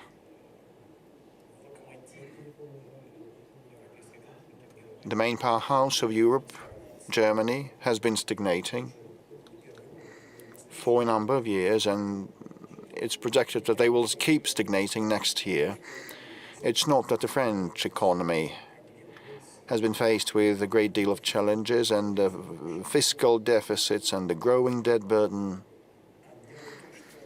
but rather it's about the fact that them fundamental things that have to do with the European identity are fizzling out. This is the erosion from within. The uncontrolled migration flows erode them. You know better than me.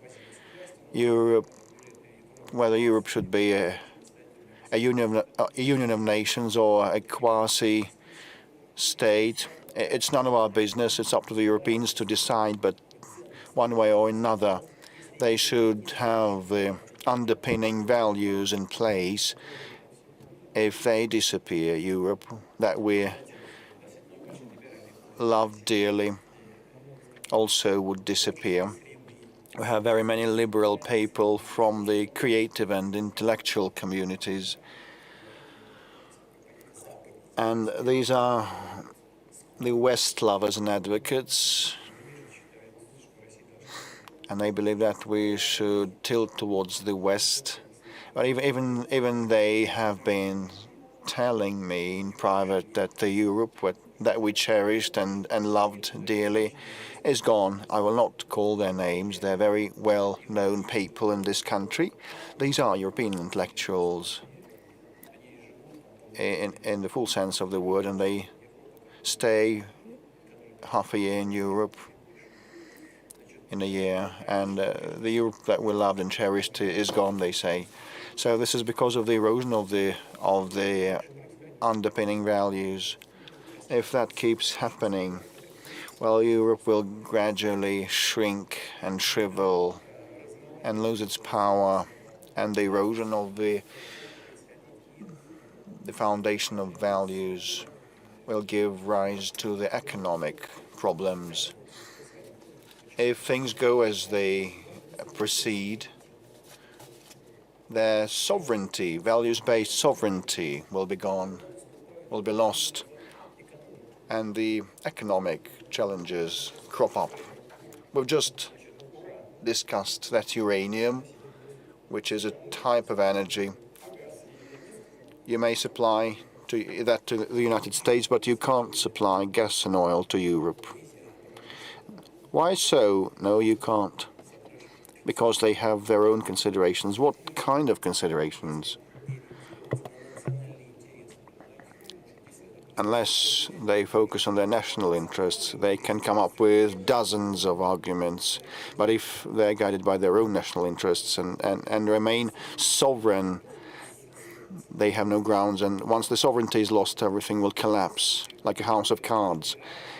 Currently, some political forces are gaining momentum in Europe that cater to the national interests in France and Germany and Hungary, headed by Viktor Orban, who has been at helm for quite long. So I haven't been following their domestic political developments, but I'll bet the majority of the Hungarians want to remain Hungarians and will support Orban. Otherwise, they'll support von der Leyen if they don't want to remain Hungarians. So if the forces that I've mentioned in Europe have been gathering pace, Europe will be revived, but that depends not on us but on Europe. Mr. President, you know, these days, off the shores of France, an oil-filling tanker was seized. They have demonstrated their sovereignty. So sooner or later, that is related to Russia, although the flag is different. This is piracy, filibusterism. Well, the tanker has been seized in neutral waters without any grounds. Probably they were seeking some military cargoes like the UAVs or other items. It had none and couldn't have had. And the tanker sailed under a third country flag, and there was an international crew. I'm not sure whether that was related to Russia, but you know, this fact has happened. And what is that, and is that important for France? Well, it is, depending. Well, given the very, very difficult domestic political situation, and the French political leadership can, in no other way, distract the attention of the people from the challenges that are hard to resolve inside the republic. So this is why they want to pass the buck and move the focus to the borderline and egg on different countries like Russia and provoke us so that we act actively and tell the French people, join me and close ranks around me. I'll lead you to victory like Napoleon. But actually, this is the gist of it. I believe you've been too kind towards the President of France. You know, I do it gladly. We have strictly working relationship, but what is happening right now is exactly as I've told you. I have no doubt. I know him well. Van Shauli.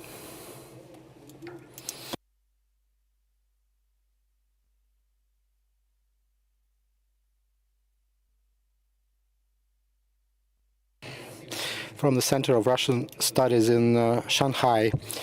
Mr. President, I'm really glad to see you once again. I totally agree with you, with your point of view.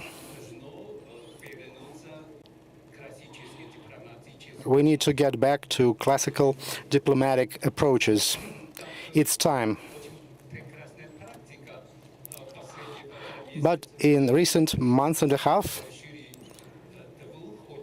you successfully finished two important official visits. First of all, Russian-American summit in Alaska, and the second one was with the SEO and then the military parade in Beijing. So let me ask you this. What are the specific results of those summits? And what's the importance of those visits? Is there any connections there? Are there any results that would help us to improve the international situation? Thank you. First of all, you've started with a visit to the United States, to Alaska. We haven't discussed with Mr. Trump of any kind of bilateral matters. We've only spoken about the means and ways of resolving the Ukrainian crisis. I believe overall it's a great result, and the President Trump, we've known each other for a long time. And of course he likes to speak, and everyone sees it. But it's also the kind of person who can truly listen, who can hear what you're saying. He responds to what you're saying. So he's quite a comfortable person to speak to.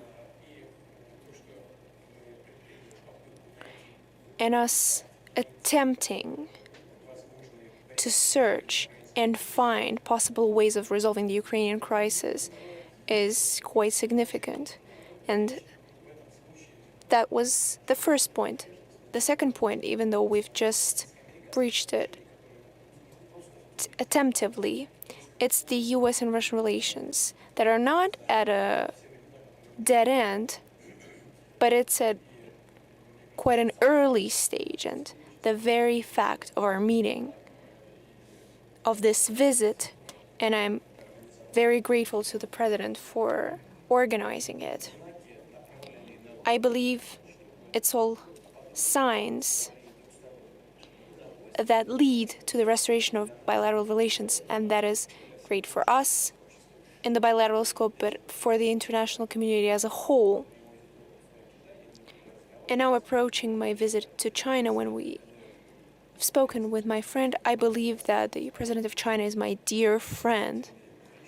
We have established very friendly, trustworthy relations. He told me that himself, that we in China, and he didn't say that for the whole world to hear, he said that to me personally, that we welcome the reestablishment and restoration of US-Russian relations, and we will try to assist it in any way possible. But of course, my visit to the Chinese People's Republic was wider in a scope, because together we've celebrated the end of the Second World War. The result of this joint fight of Russia and China.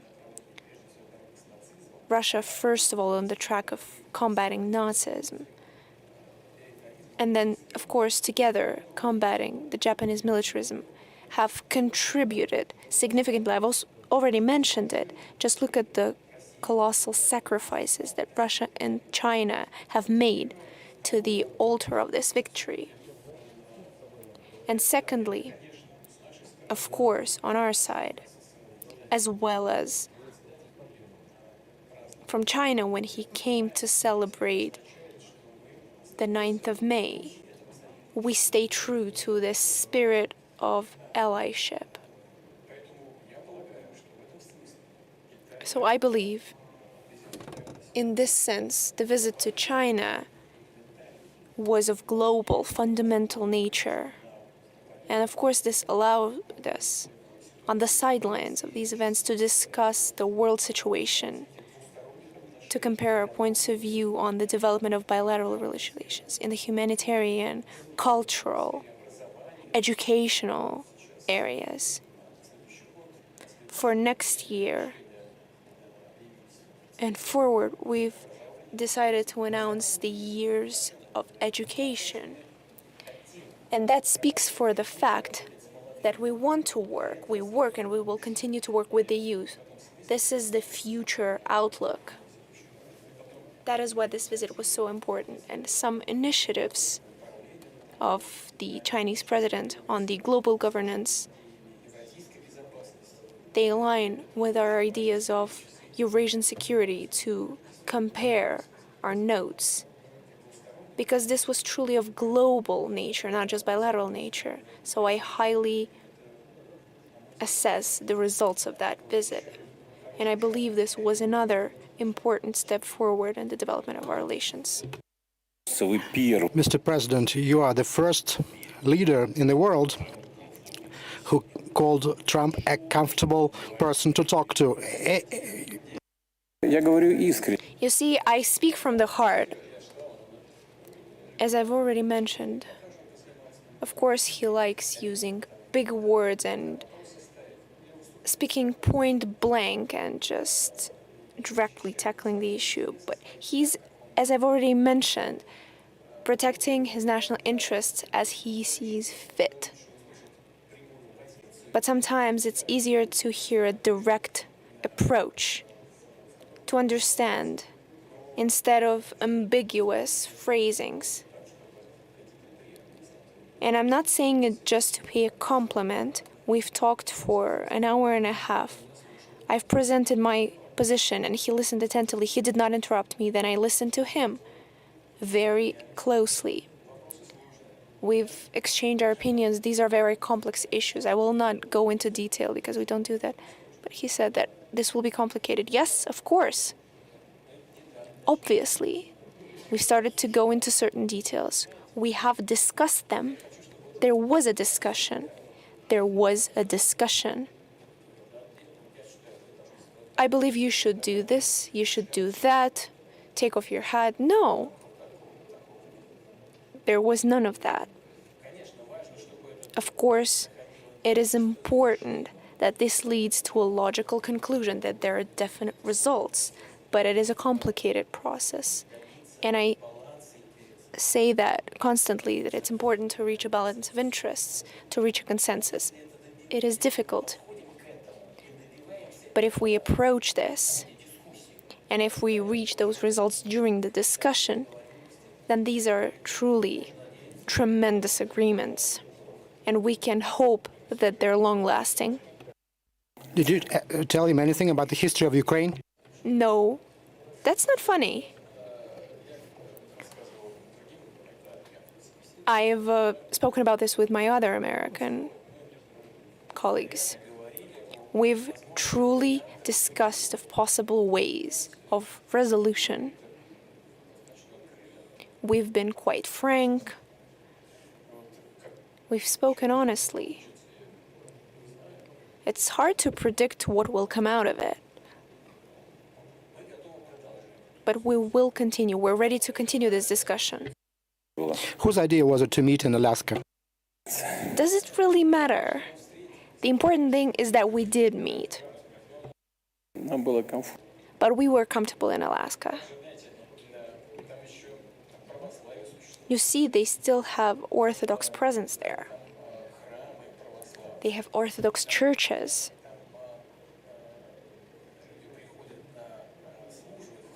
People come to services, and the services are delivered in English. And for certain commemorative events, once that English service is over, the father, just addressing the Russian community, says the word, "I congratulate you," in Russian, and everyone responds in Russian as well. It's a true testament. Mr. President, you mentioned economic sanctions against Russia. There is an unprecedented number of them. You just spoke about Orthodox churches and our patriarch, Cyril. Also, there were sanctions imposed against him. Our economy survived. It showed that it was quite resistant as it comes to sanctions, and our friends and our opponents were surprised at the resilience of our economy. We'll have to live with sanctions for decades, if not more. How would you assess their impact on our economy, and what do we need to do to make sure our economy is resilient in the long run? It's true, I've mentioned it in my address.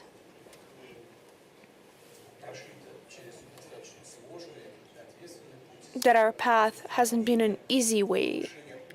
It has been a responsible one. We've tried to raise the level of our independence and sovereignty, of economic sovereignty, financial sovereignty. What have we done? First of all, we have significantly changed our main trade partners. We have reshaped the logistics of work with our partners.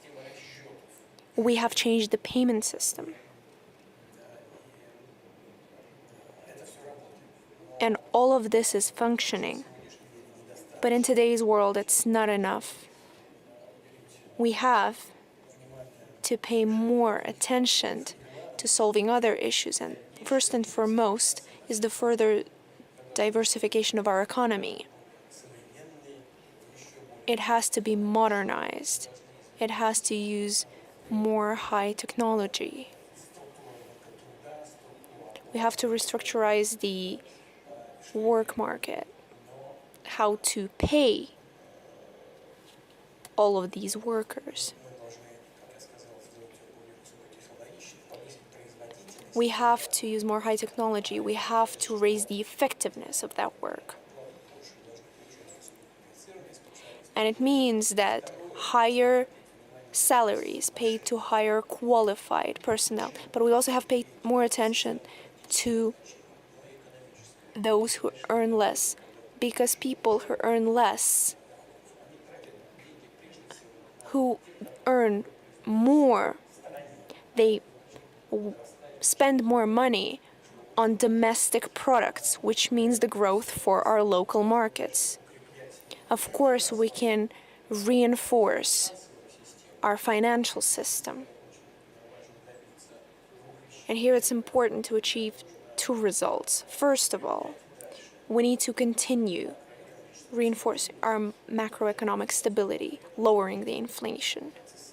But at the same time, we need to preserve the positive speed of economic growth. We've achieved 4.3%, which is much larger than international figures.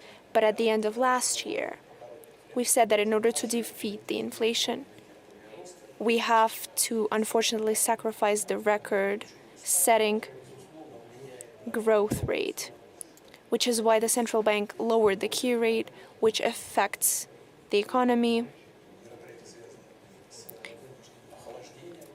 We will conduct the events that have to do with the forced freezing of the economy, but we will sacrifice this growth in order to restore the macroeconomic figures so that the economy stays healthy as a whole. So there are a lot of government-made decisions about the taxation, about the added value, and it's important not to allow for the shade economy to take over. So these are the key goals in short term.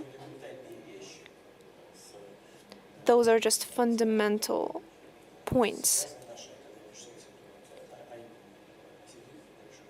As for our economy, our relatively small external debt and relatively low budget deficit. This year it was 2.6. Next year we plan for 1.6. At the same time, the state debt is lower than 20%, which allows us to assume that even if the added value will raise, which of course will affect the economic growth, and we understand that because all the taxation affects the economy, but this will also allow us to find a better balance for the central bank when it comes to dealing with economic issues with key rate, but also for the government when it comes to expenditure budget, when they set their own parameters, creating conditions for further development. So all of this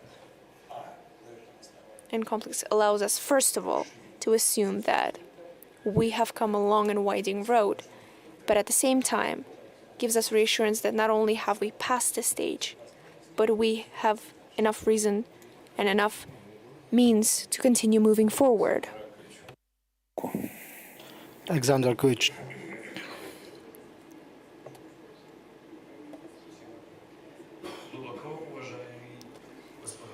Mr. President, my name is Alexander Akovic. I'm a historian from Serbia, Belgrade. And my question is as follows. What do you think about the attempts to stage colored revolution in Serbia? I agree with President Vučić, but our secret services confirm that certain Western centers take attempts to organize these color revolution in Serbia. You see, there are always people, especially young people, who don't understand much about current issues, who don't know enough of history of these issues and the consequences that the illegitimate forms of shift of power lead to, especially the color revolution. What did the color revolution in Ukraine lead to? I believe everyone understands that. These revolutions are unconstitutional, illegitimate seizure of power, to speak frankly. Usually it doesn't lead to anything good. Usually it's easier to stay true to the law, to the Constitution. As for the effect on the youth, it's usually the easiest ways to affect the minds of the youth, which is why I've spoken about our young girls and young guys who use the Russian symbols when they wear them in public, when they're carrying that with pride. This is the basis of the self-identity and the protection from the external pressure. And the youth in Serbia, even those who go outside, they're patriots at their core. And it's important to continue dialogue with them. They should never forget how much suffering the Serbian people have gone through before the First World War, during the First World War, after that, ahead of the Second and during the Second World War.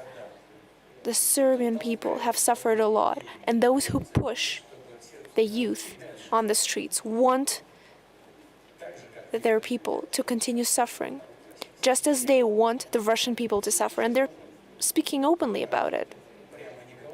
Perhaps they're not being open about it in Serbia, but that's probably what they're thinking.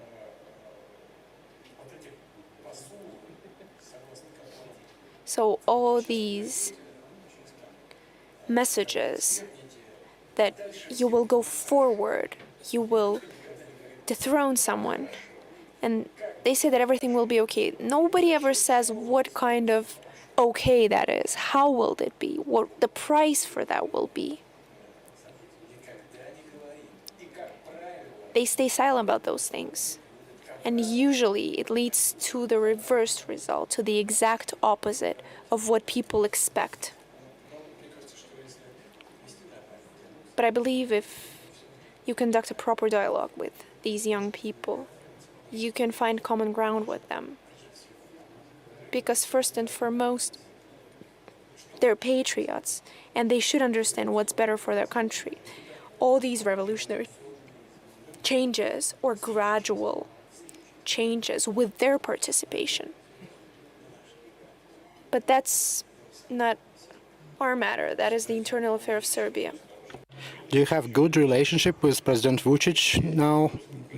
There are some complaints about Serbian colleagues. I have good relations with everyone, and with Mr. Vučić as well.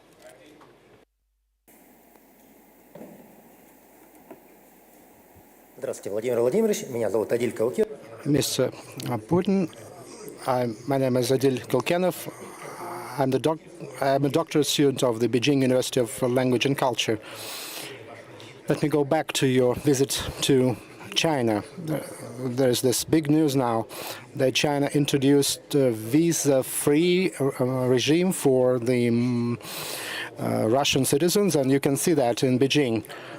How do you assess this measure? Is Russia ready for the reciprocal measure for Chinese citizens to come to Russia? As for our responsive steps, I've already mentioned this in Beijing. We will mirror these steps. Just recently, I've spoken with our Minister of Foreign Affairs, who said, we've already done it. No, just let me check back on that. So you see, bureaucracy works the same way in every country. So if we haven't done it yet, we will be sure to do it. The announcement on the visa-free entry of Russian citizens into the territory of the Chinese People's Republic was unexpected. It was the initiative of the Chinese president. As for the consequences, I believe they will be nothing but positive, because the basis of interstate relations is created first and foremost on the human level, and the number of people who will visit China with different purposes, for tourism purposes, for scientific research, for educational purposes, will far exceed that we're witnessing today. And of course, the same will be in return. First of all, it will apply to tourists who will take a look at Chinese life, and vice versa, Chinese tourists who will get acquainted with life in Russia. I believe these are things of fundamental value. We always welcome them, and we will continue to assist on the track. General Sharma, over here, please. Mr. President, we are keenly looking forward to your visit to India in December. And my question is, what would be the strategic focus of your visit to India? How will it result into deepening the bilateral relations and also collaboration regionally and internationally?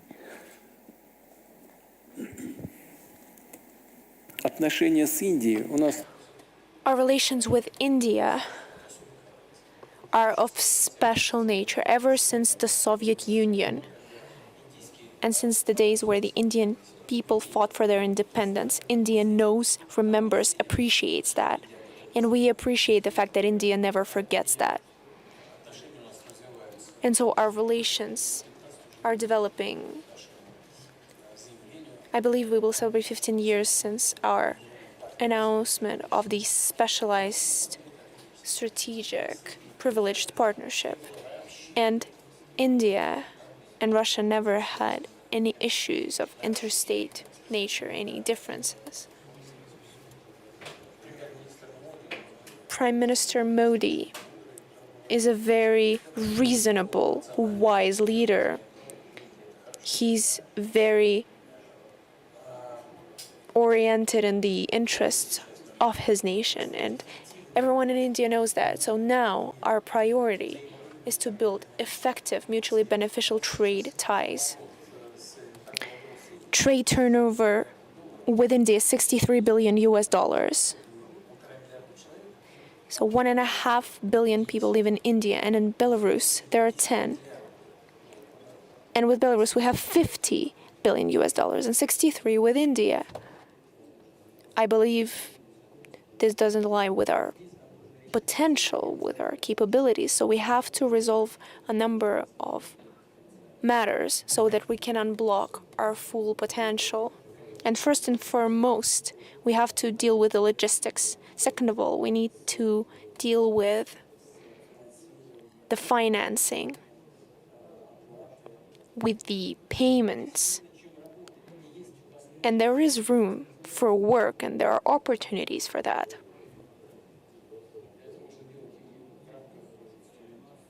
We can do that within the BRICS instruments on bilateral basis, using rupees, using the third country currencies, using the electronic payment means. These are the things that need to be discussed.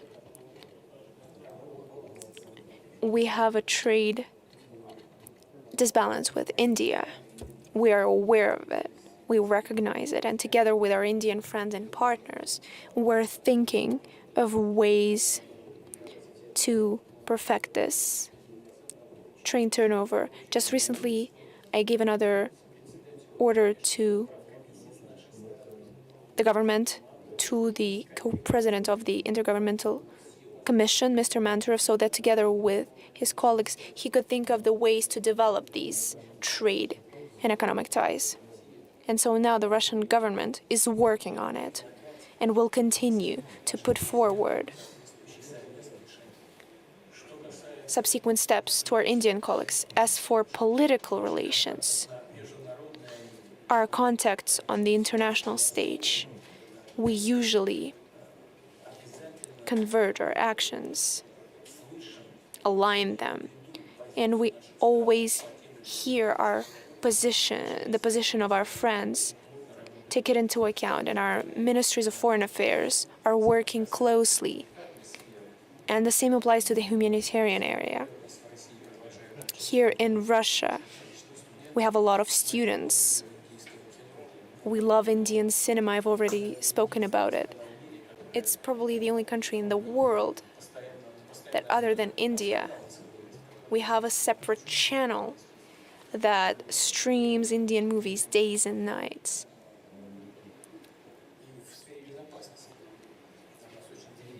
And we also have very trustworthy relations in the security area, joint production of very modern perspective types of arms, which once again underscores the kind of trust that's been built between our countries.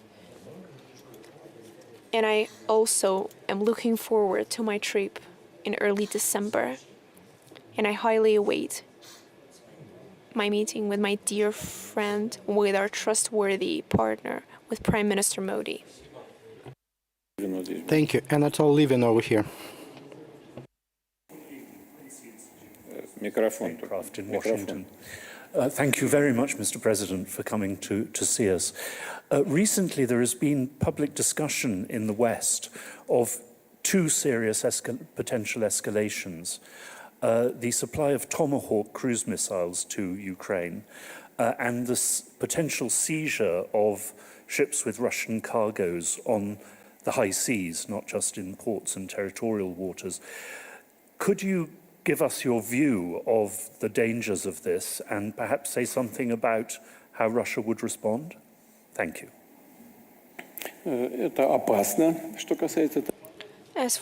It's dangerous. As for the Tomahawks, it's a powerful arm.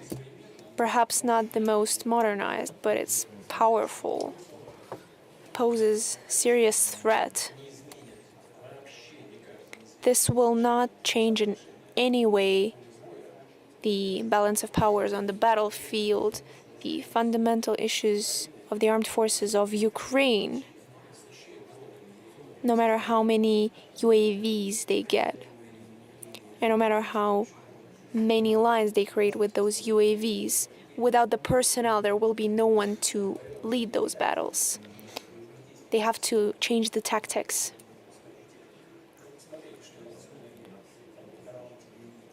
Just look at what they're showing on the TV screens about how our troops are moving. 2-3 people, but they're moving. RAP is working, so they'll continue step by step to move forward. Yes, of course there has been damage, but the Russian air defense systems have adjusted, have started striking them down. Can Tomahawks inflict damage? Yes, but we will continue to strike them down. We will continue to perfect our systems. Will this pose damage to our relations? Where we see light at the end of the tunnel, of course. Of course. Using Tomahawks without direct involvement of the US officers is impossible. Which means a brand new stage of escalation, even in the relations between Russia and the US. As for the seizure of ships, that's not good. That's piracy. What do we do with pirates? They have to be destroyed. There is no other way to deal with them. But it doesn't mean that overnight a war will start in the world ocean, but the risk of clash and confrontation will arise. At the example of the French Republic, I believe that is what will happen, that is what's happening. This mudding of waters and this stirring up of the situation and this continuing of rising level of escalation is nothing but an attempt to distract the attention of their citizens from the growing issues inside those countries.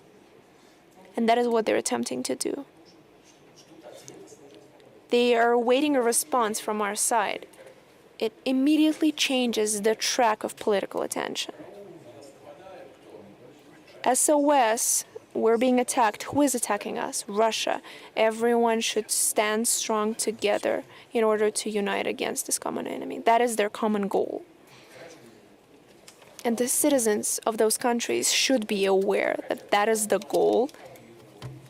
They want to lead them astray, trying to avert them away from protests, especially on the streets.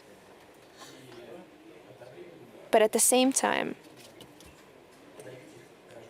to suppress their civic activity and to stay in power. But the citizens of these countries should understand that this is a high-risk game. They're being pushed on the path of escalation as well as large-scale armed conflicts. I wouldn't do it.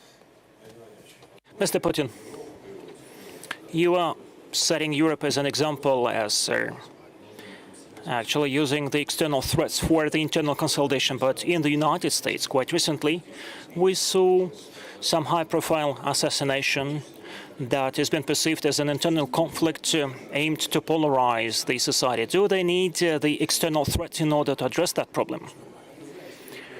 Well, you know, this is a disgusting thing, and moreover, it was done just in the open air, almost a live show, and it was totally disgusting and certainly. I'd like to render my condolences to the family of Mr. Kirk and his next of kin, and certainly we sympathize with him. Moreover,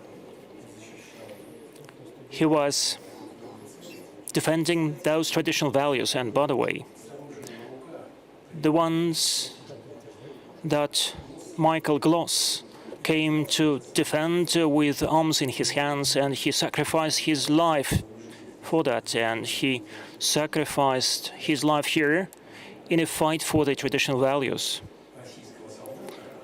As a Russian soldier, and Kirk gave his life there in the United States, but fighting for the same values. What is the difference? There is almost no difference. And by the way, the proponents of Kirk in the United States should know that here in Russia we have Americans who are fighting and who are ready to sacrifice their lives for that. But certainly, this is a sign, what has happened, this is a sign of a deep rift in the society, of a chasm in the United States. And there is no need to escalate the situation from outside, because the political leadership of the country tries to set it straight in the domestic policy, and don't want to comment on that. This is not our business, but I think that the United States is going this way, although what you have said and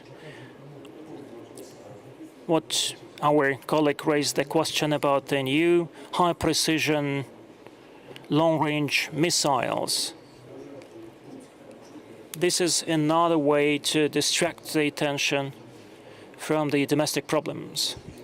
But at least what I see, still the United States leadership, the US administration actually is more inclined to pursue a different policy, focusing more on achieving national development goals the way they understand it. Thank you so much. Glenn Dissent.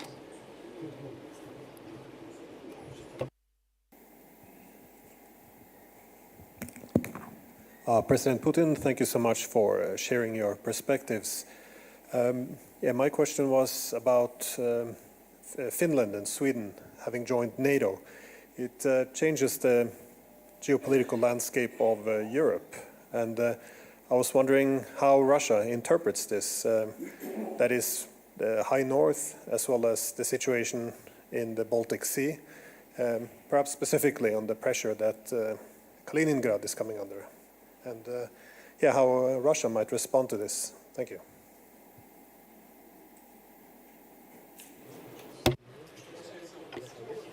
As for the fleet, I've already mentioned that this could lead to conflict. I would not like to go into details and to give food to those who await our radical discussion. I will say this and that, and then they will start saying that Russia is making threats. We were warning you about this for a long time. And then they will get exactly what they were trying to get, trying to distract the attention from the problems due to the heightened factor of external threat. Of course, we will respond. It's not us who's suspending someone's fleet. Someone is trying to put obstacles on our way. What is the shady fleet? Can anyone speak for what that is exactly? I'm sure that not, because there is no term for that in the international sea law, which means those are unlawful actions, and those who try to do it need to keep that in mind. Secondly, as first for your question, is Sweden and Finland joining NATO? It's nonsense. We had no issues with Sweden or Finland. No issues whatsoever.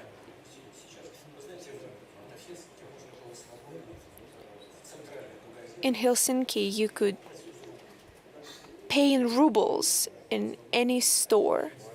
People would go into the store and use rubles to pay. In the border regions, they had signs in Russian. They were employing people to work in hotels and shopping malls, people who spoke Russian, because there were a lot of tourists. A lot of our citizens bought houses there. And perhaps some of these countries got a suspicion, or they were afraid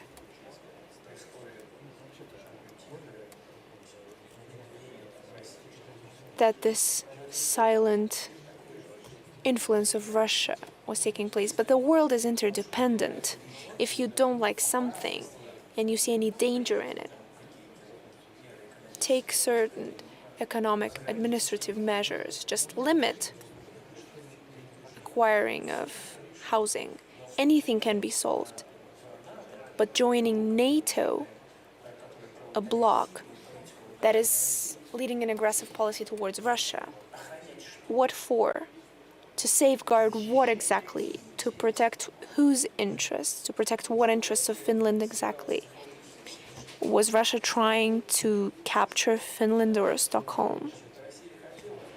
All that Russia wanted, we've resolved with Sweden after the Poltava battle. That happened a long time ago. We had no more standing issues. We know that Sweden had a different figure of Charles XII.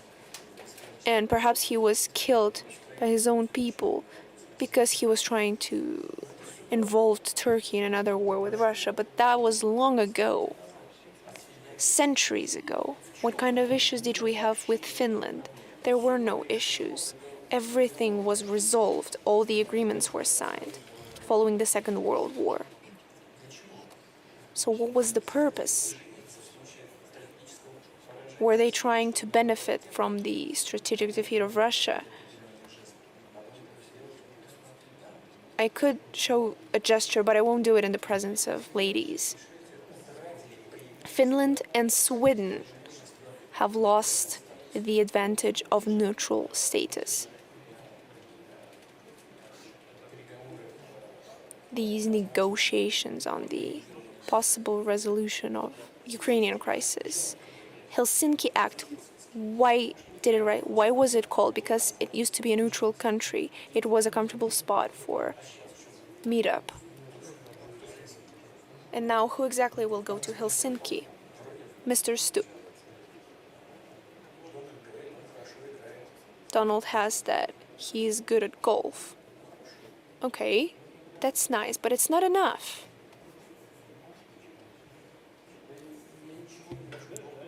And I don't want to say anything bad. I love sports myself, but it's not enough. Where is the perspective? What is the advantage? Just name one thing. Perhaps the nationalist part of Finland was afraid that Russia was trying to silently intervene, but just introduce some administrative measures. Why not do it? I've always had good friendly relations with former leaders. They've come here, we've discussed any kind of issues, the transport movement. It was comfortable. But you see, apparently Russia is conducting aggressive politics. It attacked Ukraine. How about the fact that a coup d'etat took place in Ukraine? Did you not take that into account? What about since 2014 they've been killing children in Donbass? Is that okay? That tanks and airplanes were used against the civilians in those cities. Everything was documented. Is that acceptable? They just didn't want to analyze that. All they wanted to do was join the clique that wants to profit off of Russia's sake. Former president, when we spoke on the phone, we had friendly relations, we played hockey together numerous times. He said, Norway's in NATO and nothing is happening to them. Well, yes, nothing good is happening to them. We've negotiated with them on the sea matters, normal relations, but now the border between Russia and NATO is growing bigger. We had no armed forces in that part of Russia, but now there will be. Now we have to create separate military areas. Finland said we will not allow the emergence of arms that is dangerous to Russia, especially nuclear arms. Who the hell knows? Who exactly will ask the Finns for their opinion when making those decisions? I don't want to offend anyone, but I know how those decisions is made. Just leave it be, and what will this lead? Did you hit the hole? Now you will respond for that. So let's station the complexes over there. They will be responsible for this and that. What is the point? Now they're mentioning our aircrafts not using transponder over the Baltic Sea. I've noticed when I visited Helsinki that NATO airplanes never used transponders. And then the Finnish president said, well, let's agree that everyone should use them. Russia agrees. What was the NATO country's response? We will not abide by those rules.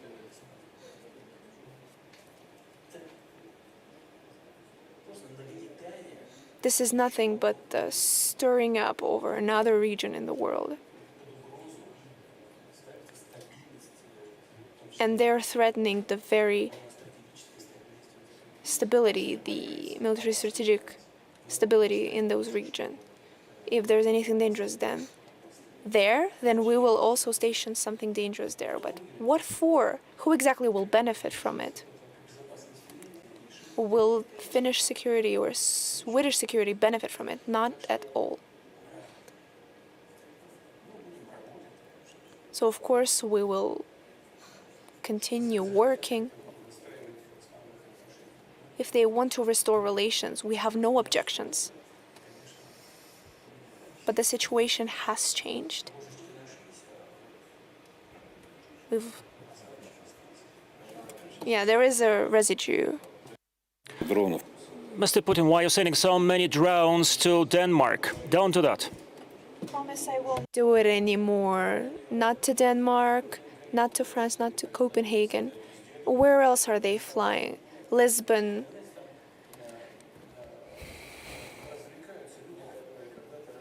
People are entertaining themselves, and they used to entertain themselves about the UAV, about the unidentified flying vehicles, about the UVFs.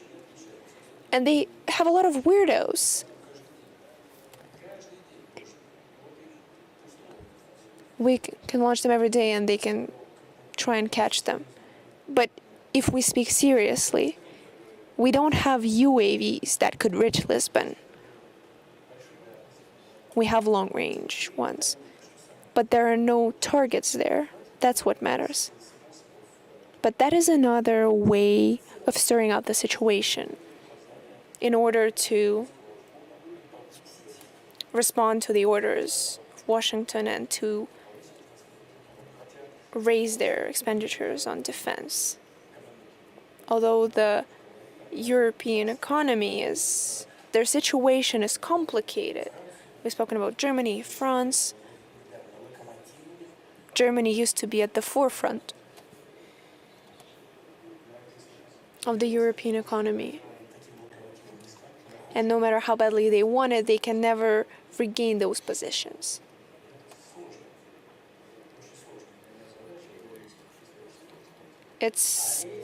In short term, it's very complicated, and other countries are losing their positions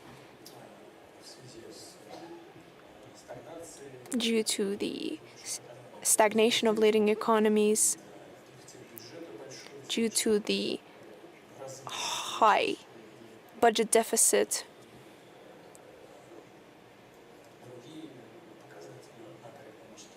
and other macroeconomic figures.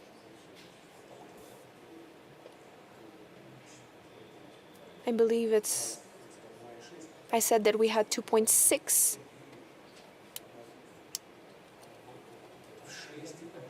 Theirs is 4 or 6 times.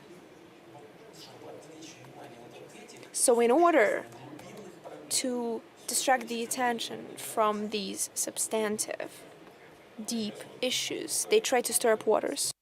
I think that you have scared Portugal, Lisbon, and actually the situation there is very dire. Well, it was a joke. By the way, it was a joke. No, that was not a joke. Then you are warned that's a very frank thing to do. If you're warned, you can consider yourself armed. Allow me, let's be democratic. There is a lady over there in a light blouse, please. Mr. Putin, a few words about the aggression and the global majority. Several times you remembered how BRICS was set up and what is going on there, and what BRICS is trying to achieve. And yet, we hear from our Western colleagues, experts, that BRICS, this is a very aggressive entity. Although we and every country individually, we keep saying that our agenda is positive. And we prove to the opposite by all our actions. But nevertheless, still Kazan has been remembered.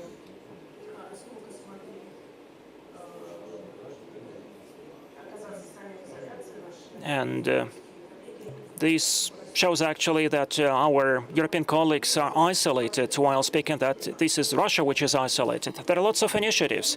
I'd like to thank you for your personal support.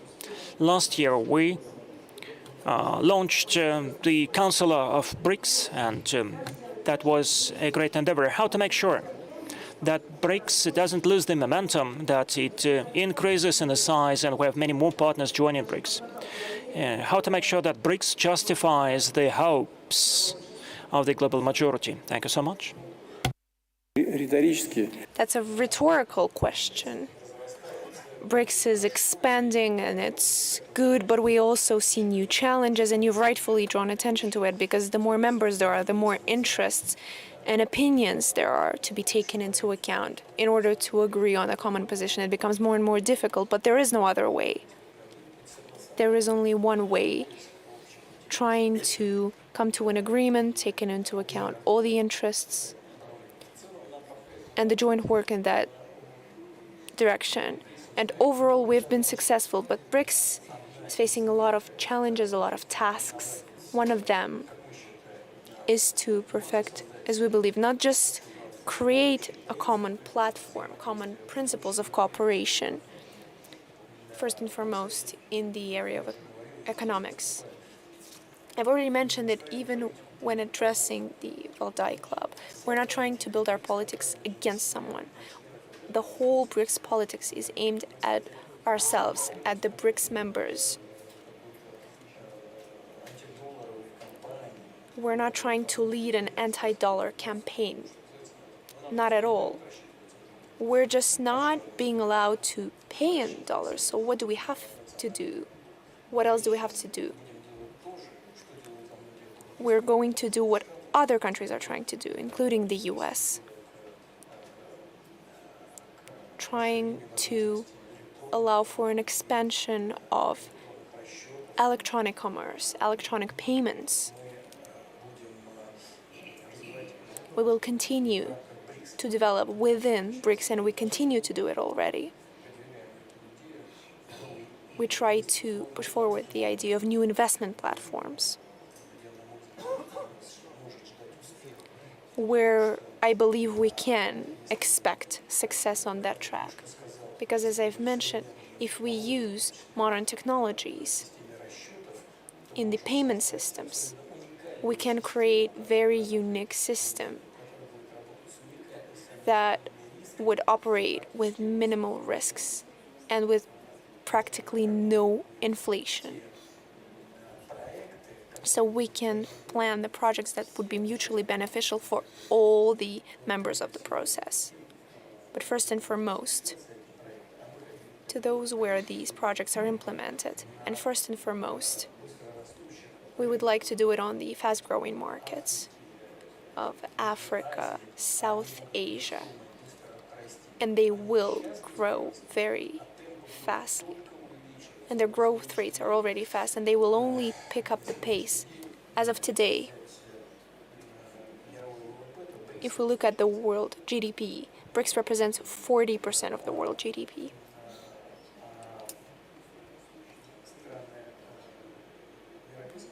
As for the European Union countries, can only say that it's 23%, and the US is 20%. And that pace is picking up. So the G7 countries 7 years ago and right now, and this tendency continues. And what do we want to do? We want to join this track of development, and together with the major BRICS countries to work on these markets. In Africa, I believe great future awaits them as well. So countries that count 100 million people and more, very rich, South Asia, Southeastern Asia, there are great perspectives of development for humanity. And their countries will strive for the general level of life of these citizens continues to grow, trying to reach that of the states where it's already high today. So it's inevitably going to be a fight to achieve these results. And we want to join this joint positive work. So what about it is aggressive?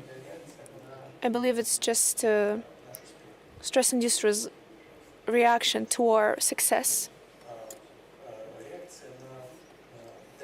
as well as a reaction to the further growth of competitors in the world economic affairs. Please, over there, this Mr. raised his hand. Please. For that very comprehensive presentation, and I think you have answered many of our questions and also cleared doubts. And listening these things from you directly is very, very useful to us, and I want to thank Valdai for giving us this opportunity. You mentioned about your forthcoming visit to India, and you also mentioned some projects and some initiatives that might be taken. But I want to refer to one area, and which is the possibilities of cooperation in high technology, emerging technologies. I believe that there is a need for some special focus and special initiatives to enhance our cooperation, deepen our cooperation in artificial intelligence, cyber, and other areas. So would you be thinking of some special steps, like, for instance, setting up a India-Russia technology fund to promote such cooperation? Because unless there is a impetus at the highest levels, these cooperation will take some time. So that is my first question. My second question is that you have also today also spoken about civilization and culture and its importance. In earlier meetings also here, you have emphasized this. If you could kindly elaborate, what is the role of civilization and culture in contemporary international politics? Do you see civilizations as bringing cooperation among civilizations possible and bringing stability? Or do you see there are possibilities of clash of civilizations also, as has been predicted by some other scholars some years ago? Thank you very much.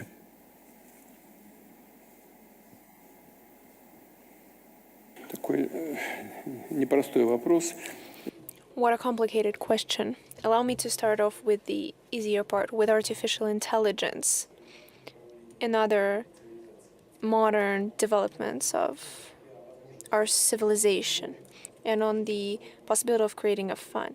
Yes, it is possible. I've already said that I've asked the Russian government and the Vice Prime Minister to think of a proposal to our Indian friends and colleagues as for where we see the most prospective areas of cooperation, how we could fix that disbalance in trade.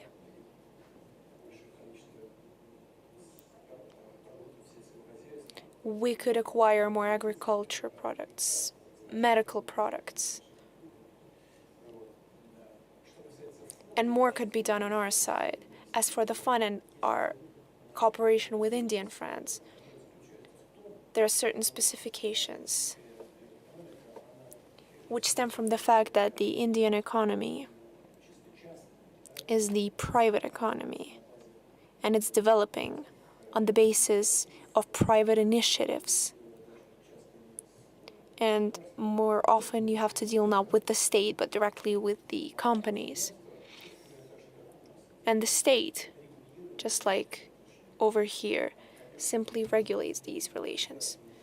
Of course, we need to try on the state level to create conditions for the positive development of relations between the participants of this economic activity, while also working with companies. But the idea in itself is a good one in order to join efforts in the key areas of development, including in the area of developing and using artificial intelligence. We have certain workings that we can pride ourselves for. We have companies that are showing great results. And here, joining our efforts is especially important and is looking very promising. Thank you so much for the idea. So the kind of task that I set for the government, I will also readjust it a little bit. As for the civilization, the clash of civilizations, as for the ideas of certain specialists towards that, overall, I know of them. I believe that there is an American research specialist who specializes in the issues of the future civilizations, that ideological differences take a step back, and instead, to the surface, there are substantial, fundamental basis of the civilization. And the contradictions that used to exist between the states on the ideological basis, they could now be of civilizational nature. So it's no longer a clash of ideology or a clash of states on the ideological basis, but a clash and confrontation of states due to the civilizational specifications. If you can read, you take a look at it, you read what's been written, there is a certain point to it. But recently I also try to analyze what I've read. So allow me to share my thoughts on the matter. In my opinion, these ideological positions that in the former decades were at the forefront, it was a veil.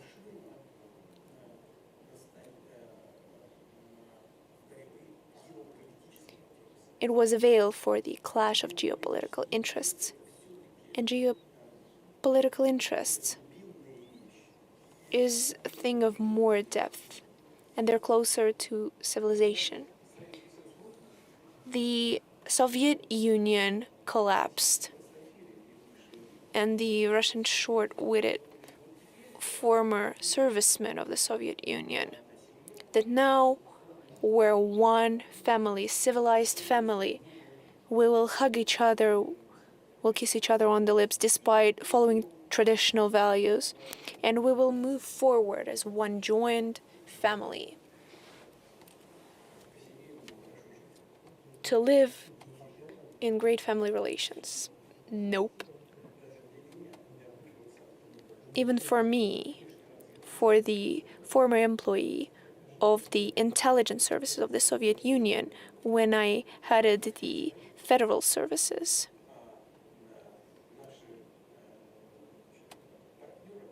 our partners, as I used to say, support separatism, support terrorists and Al-Qaeda in Northern Caucasus. And when I told them, "What are you doing? Have you gone mad?" This is all our people. Give us a large barrel of honey and let's just take swings together from it. But no.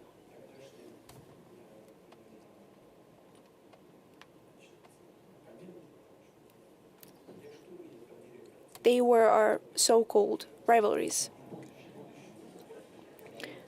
I was the future director, and back in the day, George Bush introduced me to the secret papers in the presence of the CIA director, and he said, "Mr. President, you've taken note of these documents, top secret. Please sign here. This is how it works here." Okay, I signed for those documents.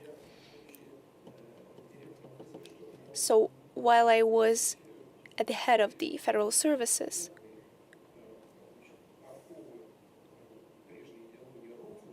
now that the former shackles of ideology have crumbled, what did I see?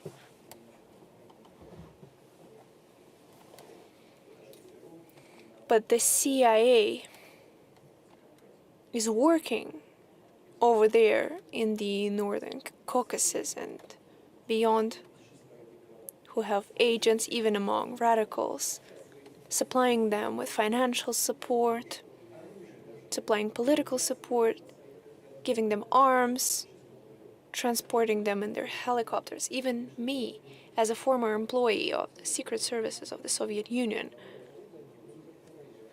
even I, who have climbed up so high in the ranks, I was taken aback. That was the geopolitical struggle. They had no care in the world for ideological clashes. But we need to push down the remnants of the Soviet Union, its smallest part, and to do what Dzerzhinsky said, to crack it down in at least 4 parts. And some large world states that plans were harbored towards them, perhaps these plans are still being harbored. So what exactly does that mean? That the ideological opinions, according to these author, don't remember his name, he's quite an intelligent man, but they were nothing but a veil. But at the basis of those clashes are geopolitical or civilizational contradictions. Will there be further clashes? Struggle of interests takes place all the time on the international stage. The issue is whether we can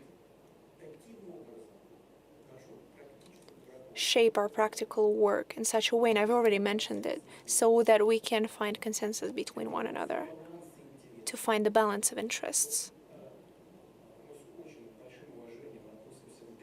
We have great respect for ancient cultures and civilizations, to Indian civilization, Buddhists, the Chinese civilization,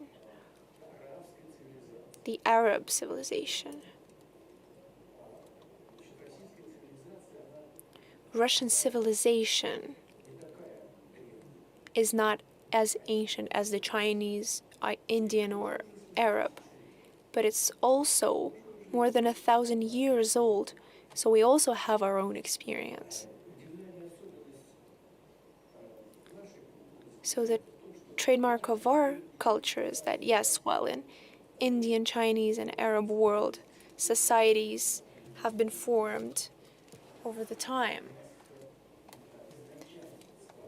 but historically, we have a multi-ethnical and multi-confessional. We never had any reservations. We've never had them, as my assistants like to say, when we've gained representatives of new nations, of new religious groups. We've always treated them with great respect. And we've always treated it as part of a whole. The U.S. is a melting pot, receiving representatives of different countries, but they're all immigrants there. They get ripped away from their own soil. Here, it is not like that. All the representatives of different religions and people, they find themselves on the same soil, coexisting for several centuries. And it is a special culture, a special kind of civilization that we have built here. And we've learned to live together, to continue developing together, and to understand the advantage of this joint development. And in this sense, I believe it's a great example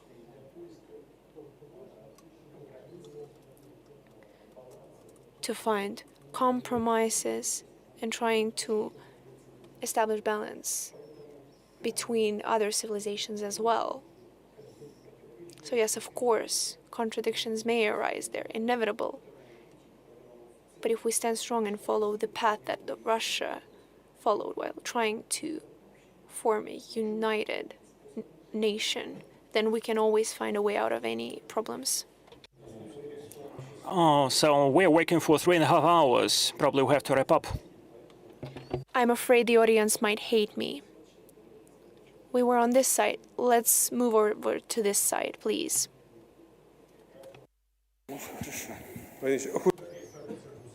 I'm from St. Petersburg University. I would have the following question.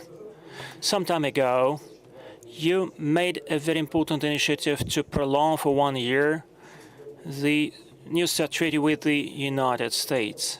And in the West, that initiative is being silenced.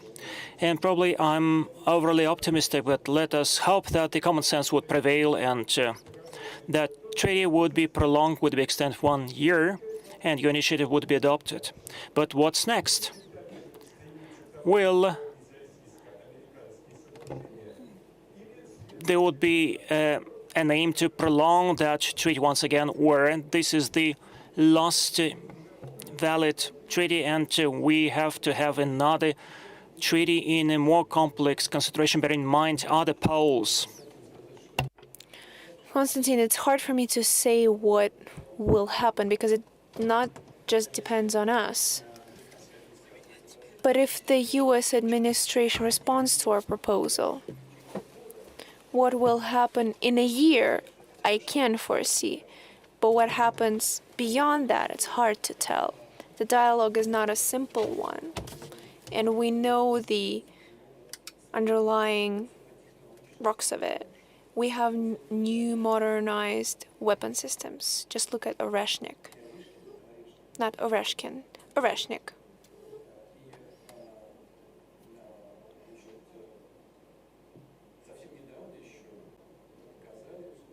Just quite recently, we've shown that these types of arms are not strategic. But apparently, certain US experts are saying, no, this is a strategic kind of arms. They need to figure it out because that requires time. We have hypersonic arms, daggers.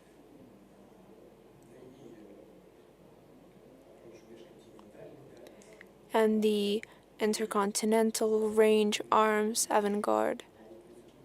We could get new systems.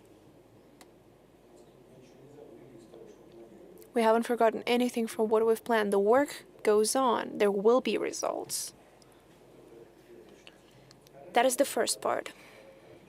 The second part is the tactic nuclear arms. They mentioned strategic, but the tactical, it's a lot more powerful than what the US dropped on Japan, on Hiroshima and Nagasaki. This is a lot more powerful. It's tactical.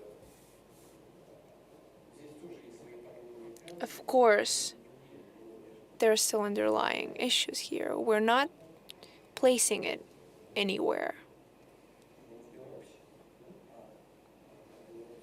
Aside from Belarus. But the US are all over the world, in Europe and Turkey. But we have more of it. So this has to be figured out. There are a lot of things left to figure out. If we know that there are people in the US who say that they don't need any kind of governance, neither do we. Overall, we're okay. We are sure of our nuclear shield. We know what we need to do tomorrow and after that. But there is also an international aspect. Please convince China to join the system of the limitation of strategic arms. Whoever wants China to join it, please feel free to negotiate with them. If we need to involve China in it,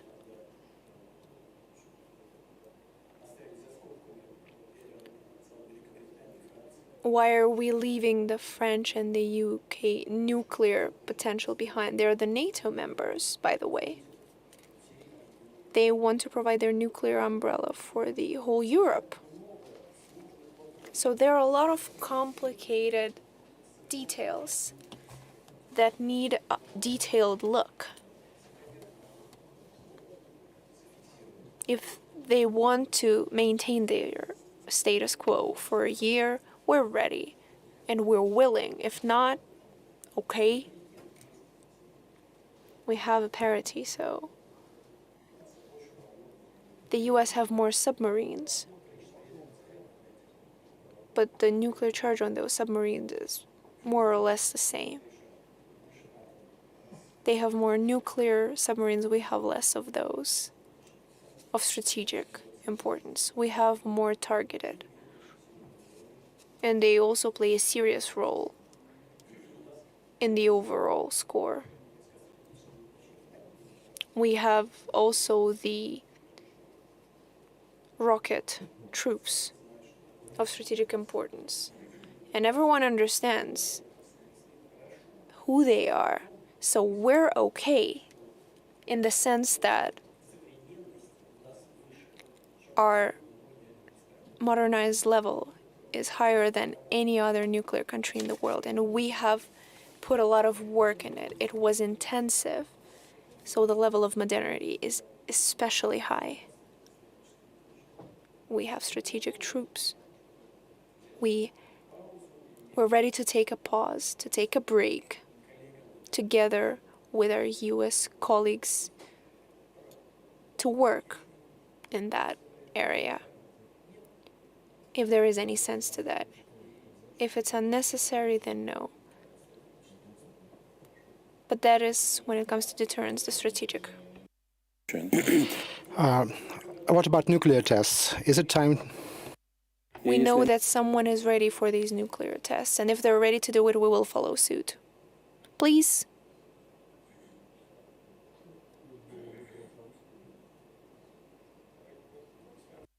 Ну, дайте, пожалуйста. Встал, хорошо, товарищ. Встал, хорошо. As a gentleman stood up, he can ask the question. Mr. President, I'm from China Institute for Innovation and Development Strategy. We're the organizer of Understanding China Conference. It's one of the leading platforms for international exchanges in China, with the blessing of President Xi, of course. We're now collaborating with the Valdai Club to promote the mutual understanding of China and Russia, which we believe is a matter of extreme importance. And China-Russia relationship is at its all-time high, thanks to the personal efforts of Your Excellency and President Xi. And we believe it's equally important to further consolidate the foundation at people-to-people level. So with the Valdai Club, we're going to organize some events in the annual meeting of Understand China this year. So, President, can you give us some advice on what we can do so that we can do a better job?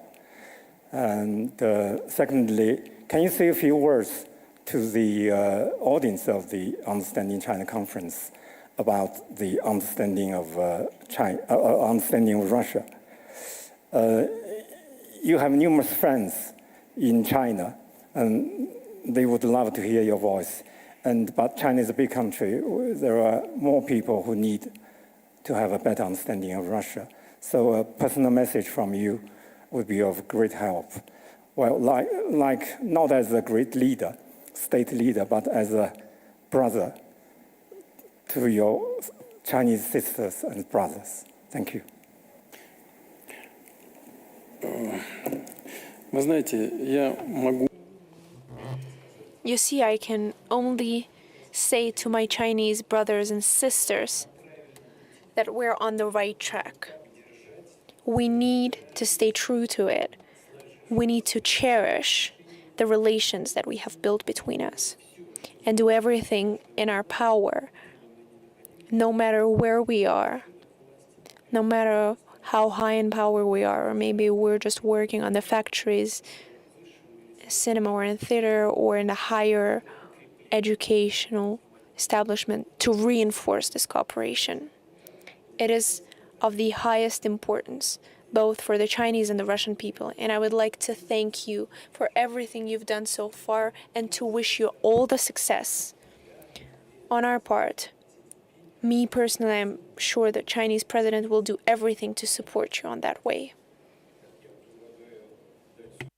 Аль-Фараджу, которого забрали, и... We need give the floor to Mr. Al-Faraj, because they took the mic from him, and then we'll wrap up.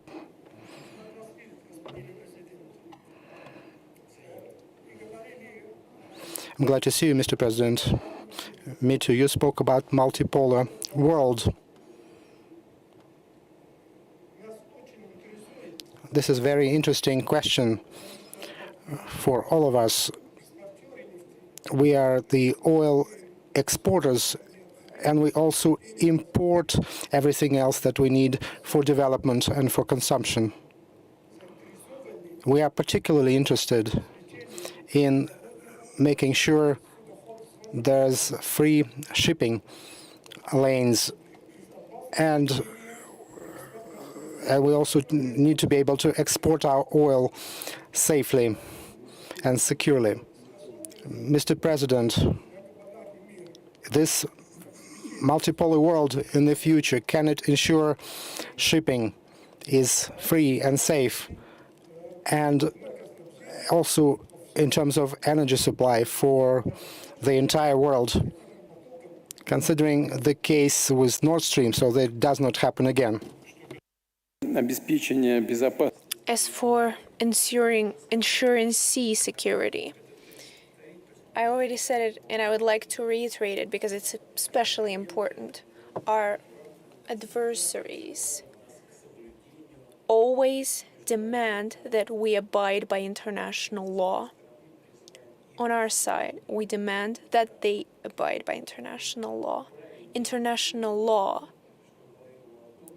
there is no mention of piracy or capture of someone's ships without any pretext, because it could lead to grave consequences.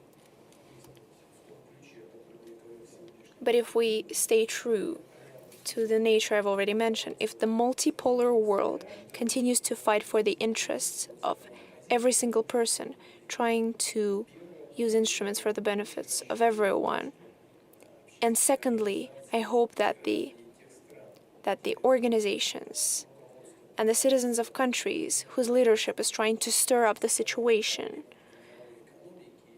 including through the creation of problems of international logistics of international energy sector, whether it be political parties or organizations, public organizations or citizens, may they do everything not to allow their leaders to allow for a real collapse or grave international aggravations. But no matter what happens, I'm convinced that the international energy will continue to operate securely in a sustainable manner, because the world economy is growing. The demand for first-order energy carriers, which is true for uranium, for energy stations, this is true for oil, gas. This demand will continue to grow. So there is no way out. International markets will continue to consume these energy carriers. Today we've spoken about uranium for the nuclear stations, but as for oil transportations, for oil excavation, today the most oil is found in the US, then Saudi Arabia and Russia. But it's impossible to imagine that the volume of Russian oil will preserve the stable situation in the world energy sector, in the world economy. This will never happen. Why? Because even in your worst nightmare, no matter how impossible it is, but if we just imagine for a second that we push out the Russian producers, Russian traders, who supply significant amount of oil on the world market, if this were to happen, the prices would skyrocket immediately, beyond hundreds of dollars. Is this truly working for the benefits of the economies of the countries who, these European economies, either no one has no care for it or understands that, but still tries to seek confrontation? But no matter what happens, these demands of the world market for energy carriers will be satisfied. This will be done. including thanks to the people working in this important area, important for the international economy area. In large thanks to people like you. Thank you so much. Mr. President, in your introductory remarks, you mentioned one very important thing when you... At least one important thing I mentioned. I did not waste my time today. I mentioned one thing, to be more precise. You said that the bans do not work. The bans do not work. This has been the slogan of the Valdai Club for 23 years. Here, we never banned anything. We tried to provide incentives for discussions, debates, and we will continue doing so. And we do hope that this principle will spread all over the world, as you said, and to other countries, and our country as well, because we also sometimes have this desire to ban more than necessary. We will try to spread this Valdai spirit to the whole country. And another important thing today, and what I heard from you, we know who is the comfortable person for you to talk to. This is a high standard. We'll be also trying to reach the same level so that you come to us more often and you feel comfortable. First of all, I would like to say that I have a lot of people I find comfortable to talk to, so that you don't think I have favorites. I speak very seriously. You see how our work is done. I don't think there are many countries that I haven't visited, but I haven't seen much of them. How my work looks like: airport, airplane, meeting room, airplane, airport, Kremlin, Kremlin, airport, trip. I don't see a single dime of it. But there's always someone you talk to. And unfortunately, it's all very true to protocol. And this protocol rules, they just knock the sense out of any discussion. Sometimes there are moments, very rare, you have these moments where you and your colleague are just talking. It's so rare. Sometimes we have that with Prime Minister Modi, with Chinese President Xi, when he came to St. Petersburg. We sat down and we went on a boat. And we went past Aurora. And I asked, "Oh, do you want to come see it?" And yes, we went around just to take a look. So for the Chinese leader, so for the president of the Chinese Communist Party. And then we went to Hermitage, where we saw the performance of our artists. And this was true open human communication, but it's such a rare occurrence. Usually, sat down, you talked, you left, you got your suitcase, you take off and you fly. But true, deep, interesting people, there are so many of them.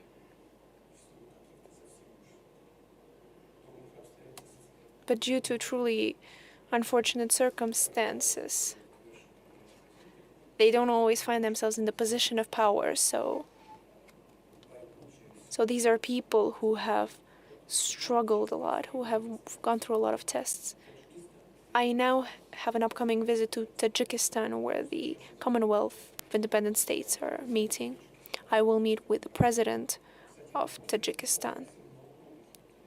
And in the post-Soviet states, there are a lot of interests of one another. And just as an example, after the seizure of power by radical Islamists, the current president of Tajikistan, Mr. Narahman, entered the capital of his country, Dushanbe, with an arm in his hands.